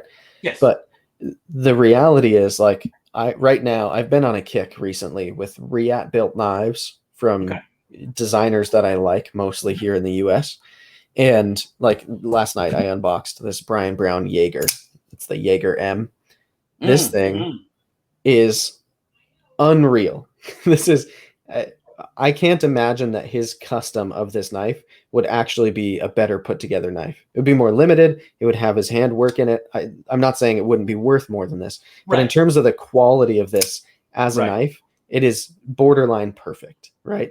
And so I would love it if CRKT and Gerber were working with designers that I like and using designs specifically that I like, if they were doing a job like we or Reat are, or Best Tech even, these Chinese companies who are putting together these knives in a way that actually like hits home and feels like the design should, and is quality and comparably is affordable. Like, they're not always playing in the budget range, but even if you look at like Civivi, has Civivi done some collaborations with designers? I feel like they have. Oh yeah, they have. Oh god, now you're gonna put me on the spot. I hardly play the Civivi game. Isham, they've done some with Isham. Yeah, there you go. They've done several. Yeah, and then even like CJRB is a budget brand with like Dylan Mallory's designs. I like Dylan Mallory. He's a cool dude. I talk to him sometimes. I want to have him on the podcast soon. Like, I like him. I like his knife designs. And I think if it wasn't CJRB making that knife, not that CJRB is perfect or the best, but for like $40 for one of his knives and decent materials, I don't think CRKT or Gerber would do as good of a job for the same money that knife costs at CJRB. And that's frustrating to me. Exactly. Yes. I totally agree with that. I totally agree with that statement. You're gonna, and I don't get into the whole steel, this steel, that steel. But if you're gonna build a knife, if you're gonna charge, there's a lot of competition out there right now. There's a lot of competition. And if you're gonna put together a knife and sell it in the, we'll say $40 to $50 range, because that to me is a good, budget range. Yeah. You probably should have something better than 8CR13 on it. Yep. The knife should probably be finished. And because if it's not, you're so far, you might as well charge $20 for it and just call it good. Because, and that's the thing that I see with like CRKT and stuff like that is, they use,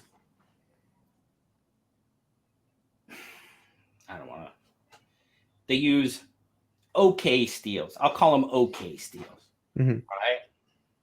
But the price range that they put them in, and my belief in that is well, they are working with a stable of designers. And I think that has something to do with it. Is obviously the designer has to be paid, and and maybe that's why, I don't know. I'm never called CRKT and asked them. Yeah. But there's way too much competition out there to let your knives come out of production in that fashion.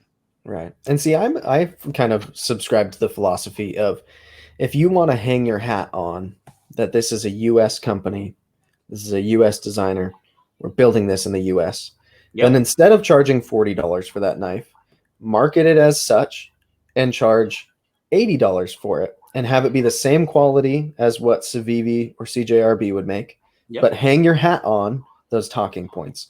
And I could reasonably spend the extra $40 to support that. But when they're like, when the quality isn't there Yeah. and they're playing at the same price point, Yeah. then it's difficult because I'm not It is. interested in knives that have like fitment issues and stuff. I'm fine with budget knives, but Yeah. I'm not okay with issues in knives and like you Right. said, No, I get you. unfinished components. So Right. like finish the knife, build it right, and then charge for it what makes sense for it to do all the things that you want to be talking points about it. And like, yeah, I don't know. I just, if I were designing a knife, which I'm in the process of now with a buddy, like there's no part of me that even wants to reach out to CRKT and find out if they want to build my knife for me. Well, and that's just it. That's just it. You know, I get a lot of comments, you know, like I'm a big fan of Finch. I love Finch knives. Yeah, I'm a huge fan of Finch. Yeah. And one of the there again, we're gonna go back to those comments. I believe it was on the Cimarron review that I did. A 2-word comment. Communist. Chinese crap. Chinese crap. That was the comment. Okay. Well, these guys, yes, is the knife Chinese built? Absolutely. QSP builds them. Mm-hmm. I think QSP does a damn good job in building them. Oh, yes. Personally, that's my opinion. These guys are from Kansas.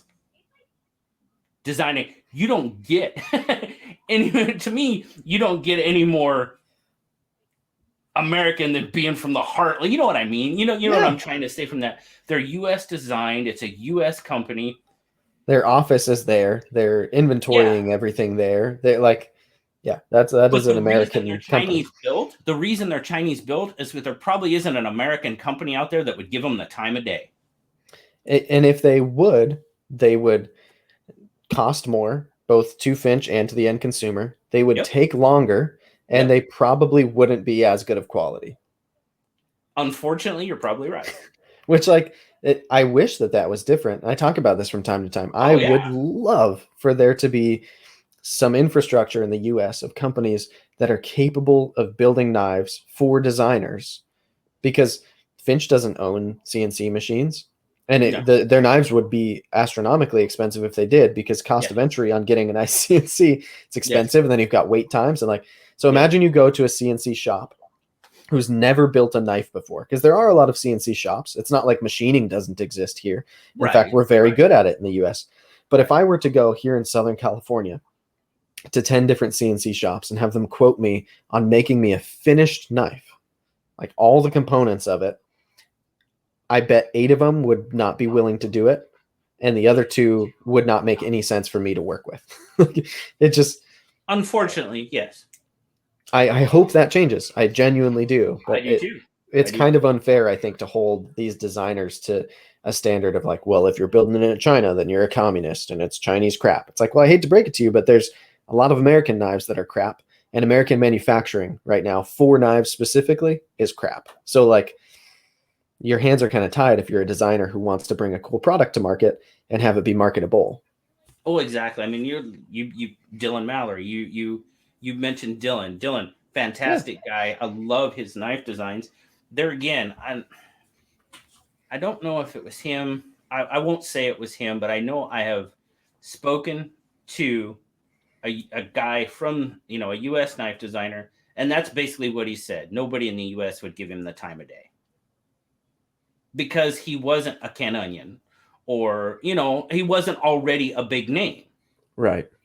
And they don't want to take the chance. And I guess I understand that to a point. I do, because if you don't know if it's going to be successful, blah, blah, blah, all this other good stuff, at least, he'll get the opportunity going this route to get his knives out there, to get them. And maybe one day the a company like, I'll say CRKT, will be like, hey, maybe we should hook up with this Dylan Mallory guy. Right. Well, see, plus that's also only one side of the coin too, right? Because for guys like Dylan Mallory, who are licensing these designs to companies that are then, it's one of their catalog models, has his maker's mark on it. It's known it's his design, but they're selling it. They're handling all the infrastructure. Right. That's one thing that like maybe CRKT or Kershaw or somebody could do. But if you want to be like Finch and have somebody do the production for you, but you are the company and you're hiring someone to just build them, then CRKT is not doing that, to my knowledge. No, Kershaw's no. not doing that. Gerber's not Right. doing that. I Right. can't go to Gerber and be like, how much would it cost for you to make me 500 of this knife in this configuration? They'd be Right. like, no. So in my mind, like if the knife designs or the one that I'm like currently in the works of, and I'm kind of hush hush about that for a reason because nothing is real or final yet, and in Sure. some ways it's just kind of seeing where it goes for now. But if I were to Got to pick, start somewhere, right? right, if I Got to were to start pick somewhere. a U.S. maker who could make that knife in the range that I want it to sit in, it would be like maybe Spyderco out of Golden, Colorado, Okay. maybe Zero Tolerance could do a good job with it. Um, Benchmade, I guess, possibly. I don't think the design really fits with like the way that they put knives together. But at the end of the day, none of those three companies could build a knife for me. There's only potential that I could license it to them and then they sell my design. Right. And that's a different thing than Oh yeah. having Yeah. your own knife company, you know? Yeah. Um, so not that I'm opposed to licensing designs. I think that would be a cool game to play and a whole different way of doing it that I'd like to explore at some point. And it's a respectable way to do it too. But Oh, of course. it's like it chops the knees right out from under being a knife company in the US who doesn't have your own machines. Oh yeah. Yeah. Without a doubt. Without a doubt. So yeah. Just back to Finch real quick. I mean, dude. I I'm have at sorry. least one of every knife that they have made so far, and will continue to own every one that they make. They're awesome. And Spencer over there, if you talk to him, he's the Dude. best of the best. Oh my god, he's such an awesome. He's so awesome. Spencer is so awesome to work with and to talk to, and it's to me that oxbone holiday. God, dude, I have not had a knife. I don't like white knives.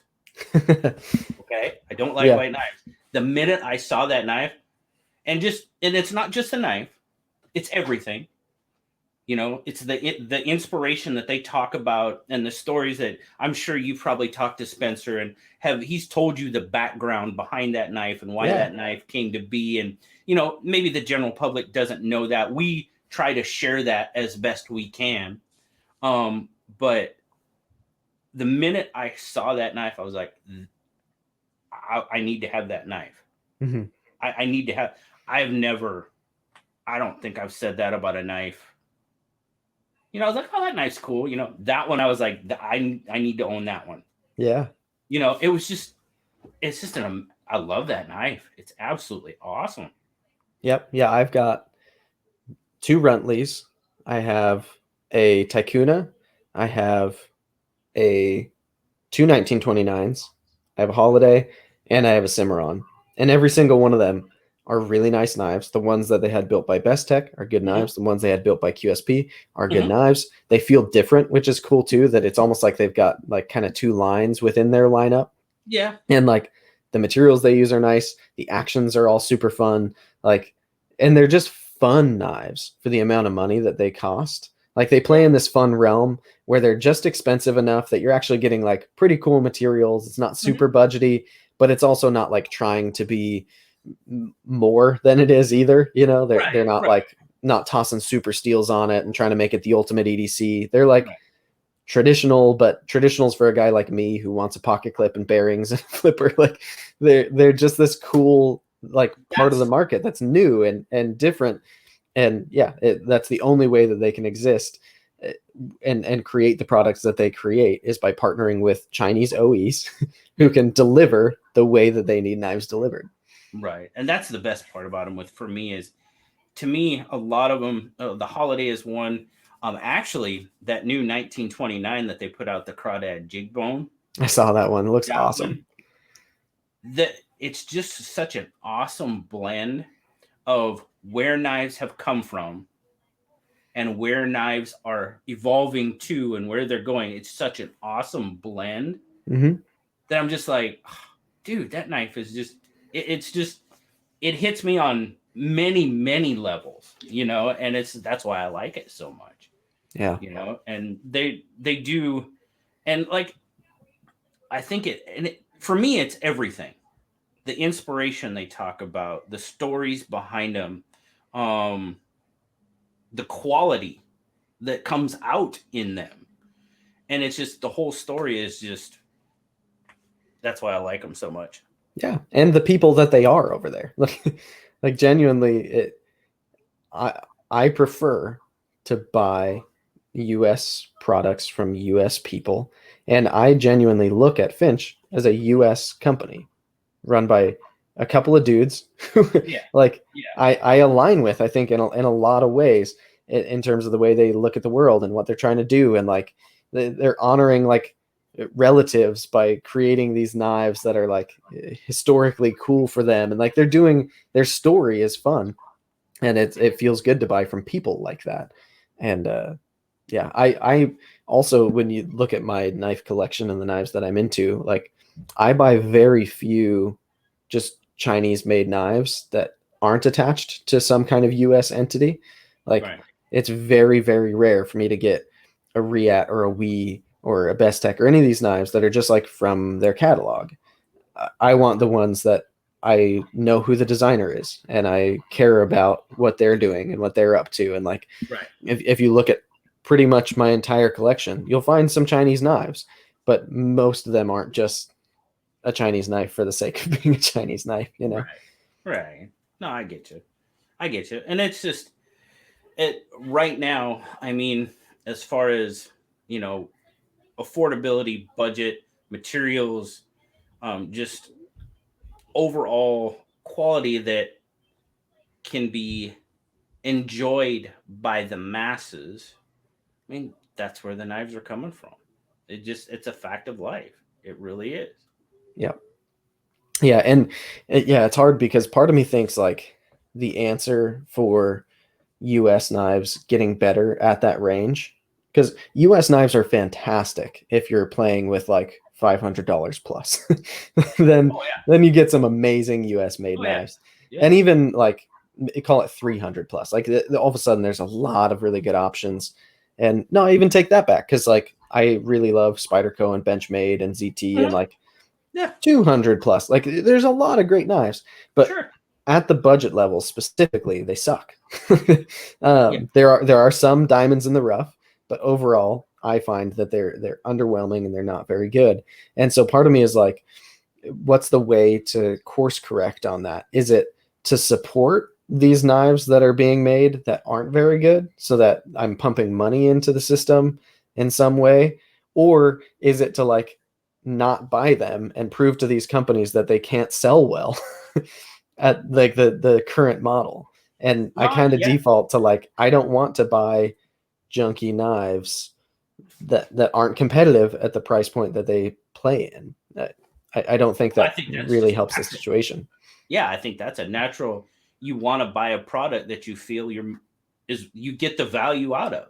Yeah. I mean, I think that's just a natural, and unfortunately, a lot of times that doesn't happen. I mean, touched on it earlier. It just you buy a knife, you like a design, you really want to support a company, and then all of a sudden you buy the knife, and then you're sad, Mm-hmm. and I mean, we speak with our wallets. The consumer, we do, and there's a lot of people out there that are I'm gonna buy it because it's an American made company.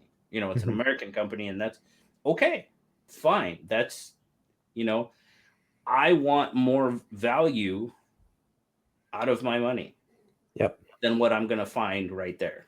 And like I said earlier, value doesn't just have to be materials and fit and finish. No. That does have to be there, but you can add to your price that you're asking by conveying that this is US made by US hands. Tell the story, can convince me that it, instead of buying this knife that would be $40 from China, I'm going to get the same knife and it's going to cost me 65 because it's made that different way here in the US, or 70 or 75, and then I can make that decision.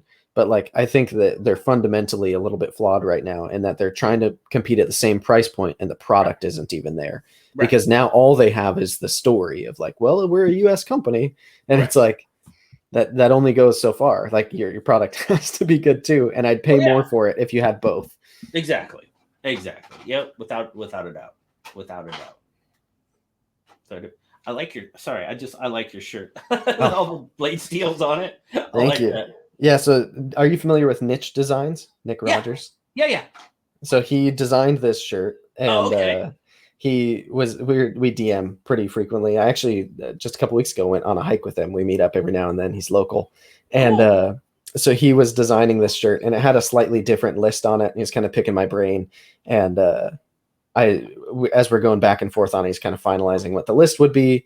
And he's like, I'm just trying to think of what to call it. And I told him you should name it the "If You Know, You Know" shirt, because to random people who aren't knife fanatics, this is meaningless. Like 20 CV, an M4, an S35VN, an X. That doesn't mean anything to a normal person. And so it's cool. He named it the "If You Know, You Know." And that's cool. Yeah, he did this first little run in blue, and then he just did a pre-order like a couple weeks ago in black. So I've got a black one coming too. But he's a really cool dude. I really want to see him succeed. Great mind. And that's the other part about doing this whole thing is just the people. Well, we talk about people, but I never thought I'd be talking to knife designers and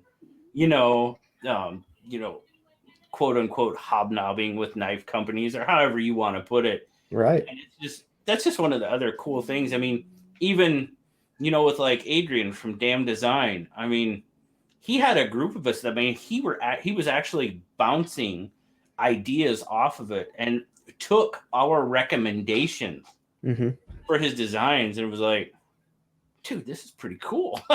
You know what I mean? Yeah.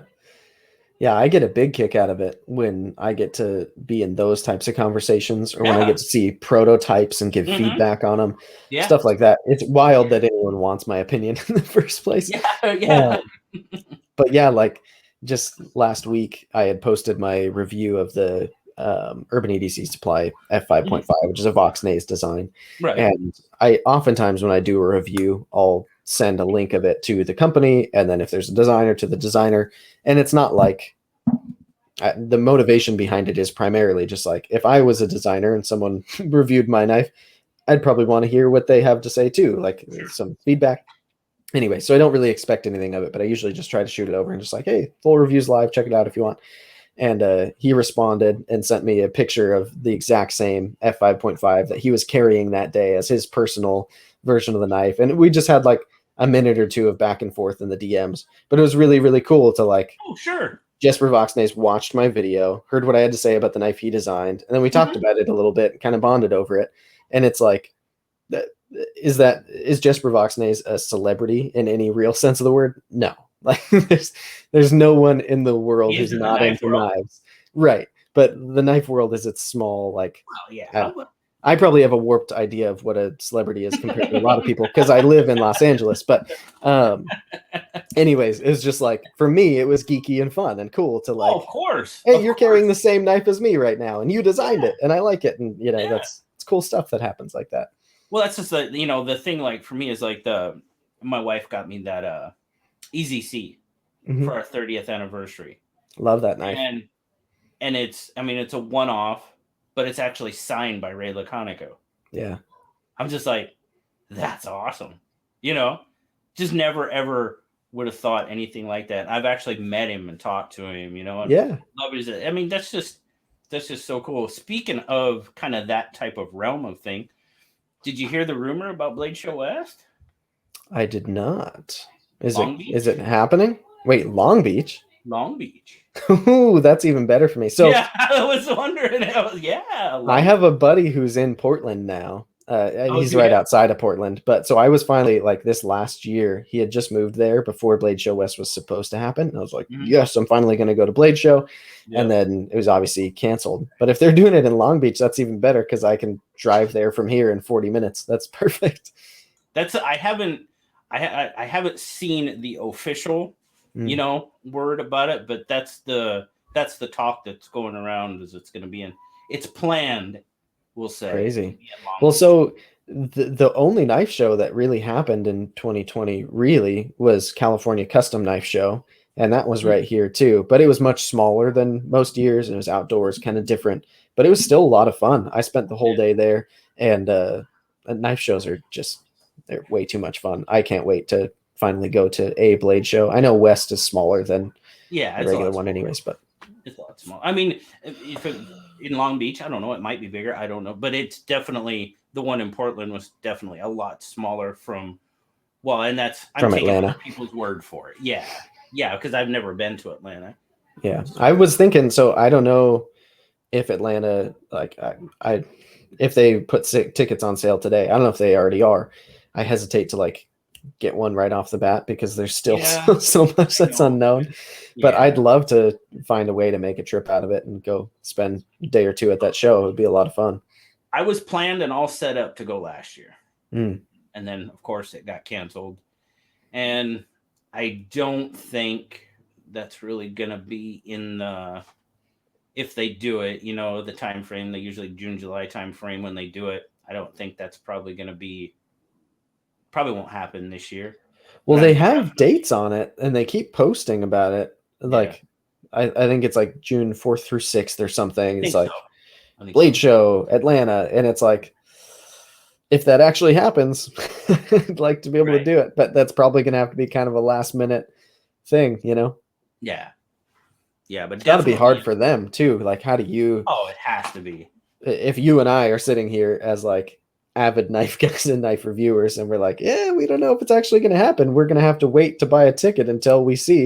Right. That's got to be tough for them who are trying to like sell tickets and get vendors to be Oh, of committed. course. And Yeah, that's without a doubt.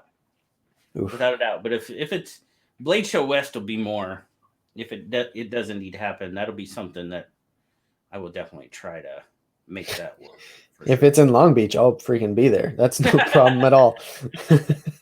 Yeah, I mean, I would fly down. I think it's like what 18. I think it's 18-hour drive from here. Yeah, so I drove from here to Portland just like a month ago, the week after Christmas, and it was, I think I did it in a little over 14 hours of driving to get to Portland, but you're up in Washington, so you're further than It's that. about 3 hours from here to Portland. Yeah. So I did dip my toes into Washington. We went up there to buy fireworks just right across the river. Yeah, But yeah. yeah, we that would be a brutal drive, 17 hours to get Yeah. down for a knife show. I would definitely fly, but definitely, I'm hoping. I got my fingers crossed, man. Because if it happens, I will do everything I can to be there for sure. Yeah, you gotta. I mean, Yeah. that's what we do, you and I. Yeah. We're in this now. Yeah, we are. We're kind of into it. I'm kind of chest deep into it. So, and loving every minute of it. So, Yeah, man. that's the best thing about it. Well, we've gone for 2.5 hours. Oh, geez. Yeah, we have. Oh, wow. We sure have. Oh. JB, is there anything like on your channel that you feel like people on my channel should know about you? I know we've talked a lot about the community. We've talked a lot Right. about the people. I feel like I get the sense that that's kind of your vibe. Is it's Yeah. very communal. Yeah. But anything that you feel kind of should be said for people who are learning about you through this, or that you just kind of want to set in stone on the Bearded Gear podcast? If you haven't checked out the channel, please do. I try to have a lot of fun. I try to make it as interesting as possible. But the one thing that I would say is if you're awake at 10 o'clock on the West Coast or even 1 a.m. on Saturday night, come join us on SKL. It's a lot of fun. We have a good time, and that's what it's all about. And if you've never joined us, join us once, see what you think, and yeah, just come have fun. And if I can add my 2 cents to that as well. Sure. The way to enjoy Saturday Night Live is to be engaged and active in the comments while you're watching. Yeah. Because it's the kind of show that like it's meant to be interacted with, not just watched. Yeah, and I don't care if you're talking to me. Talk to other people. That's what it's there for. It happens like crazy. Yeah. Oh, it does. Oh, and that unfortunately that makes it harder for me to see when people are asking me questions and stuff. But Right. you know, and I do miss questions, and somebody's like, hey, they want to know, and I'm like, okay, sorry. But no, that's the biggest thing about it is you don't even have to come to talk to me. Come to talk with everybody else, because that's what it's there for. It's that community that, because we're all there to talk about knives. Oh, trust me, we get off onto some rabbit holes every once in a while. But hey, it's all in good fun, and that's what it should be, and that's the goal, and I think it is most of the time. Absolutely.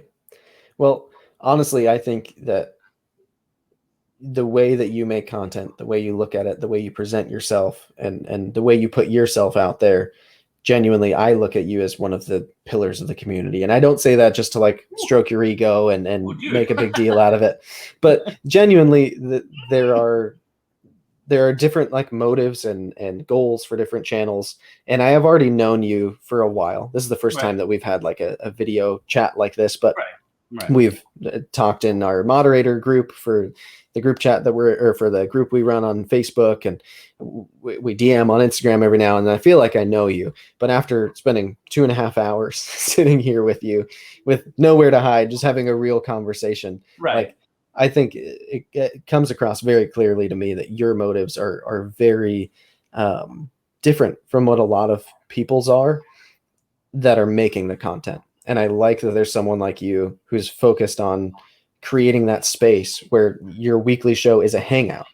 It's where people can go, and like, not everybody is in a group chat on Instagram with a bunch of other knife dudes, and not everybody has the time to spend a lot of time interacting in Facebook groups and stuff. So the fact that you have this weekly thing where people can go, they can hang out, and they can feel like they're part of it, and it's focused on knives, that's the glue that holds it all together.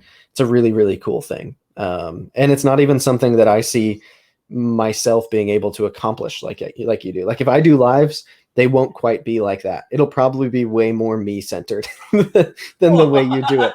And so I appreciate that you make it that way, and that I appreciate that very much. Generous and kind. You surround yourself with generous and kind people, and I think it shows. And so I appreciate you spending the time to come on and talk with me and kind of have this moment together. Well, I appreciate you having me, man. It's a blast. I'm glad we finally got to do it. Like you said, we've conversed many times in other formats, but this was a lot of fun, and I wish you all the best of luck in what you're doing. And I hope you're, like you said, you're doing channel content kind of as your job now, man. And I hope it just takes off and runs like fire, man. And it just best wishes to you and all of it. I appreciate it, dude. I didn't try to compliment you to fish for one, but I appreciate that one came my way too.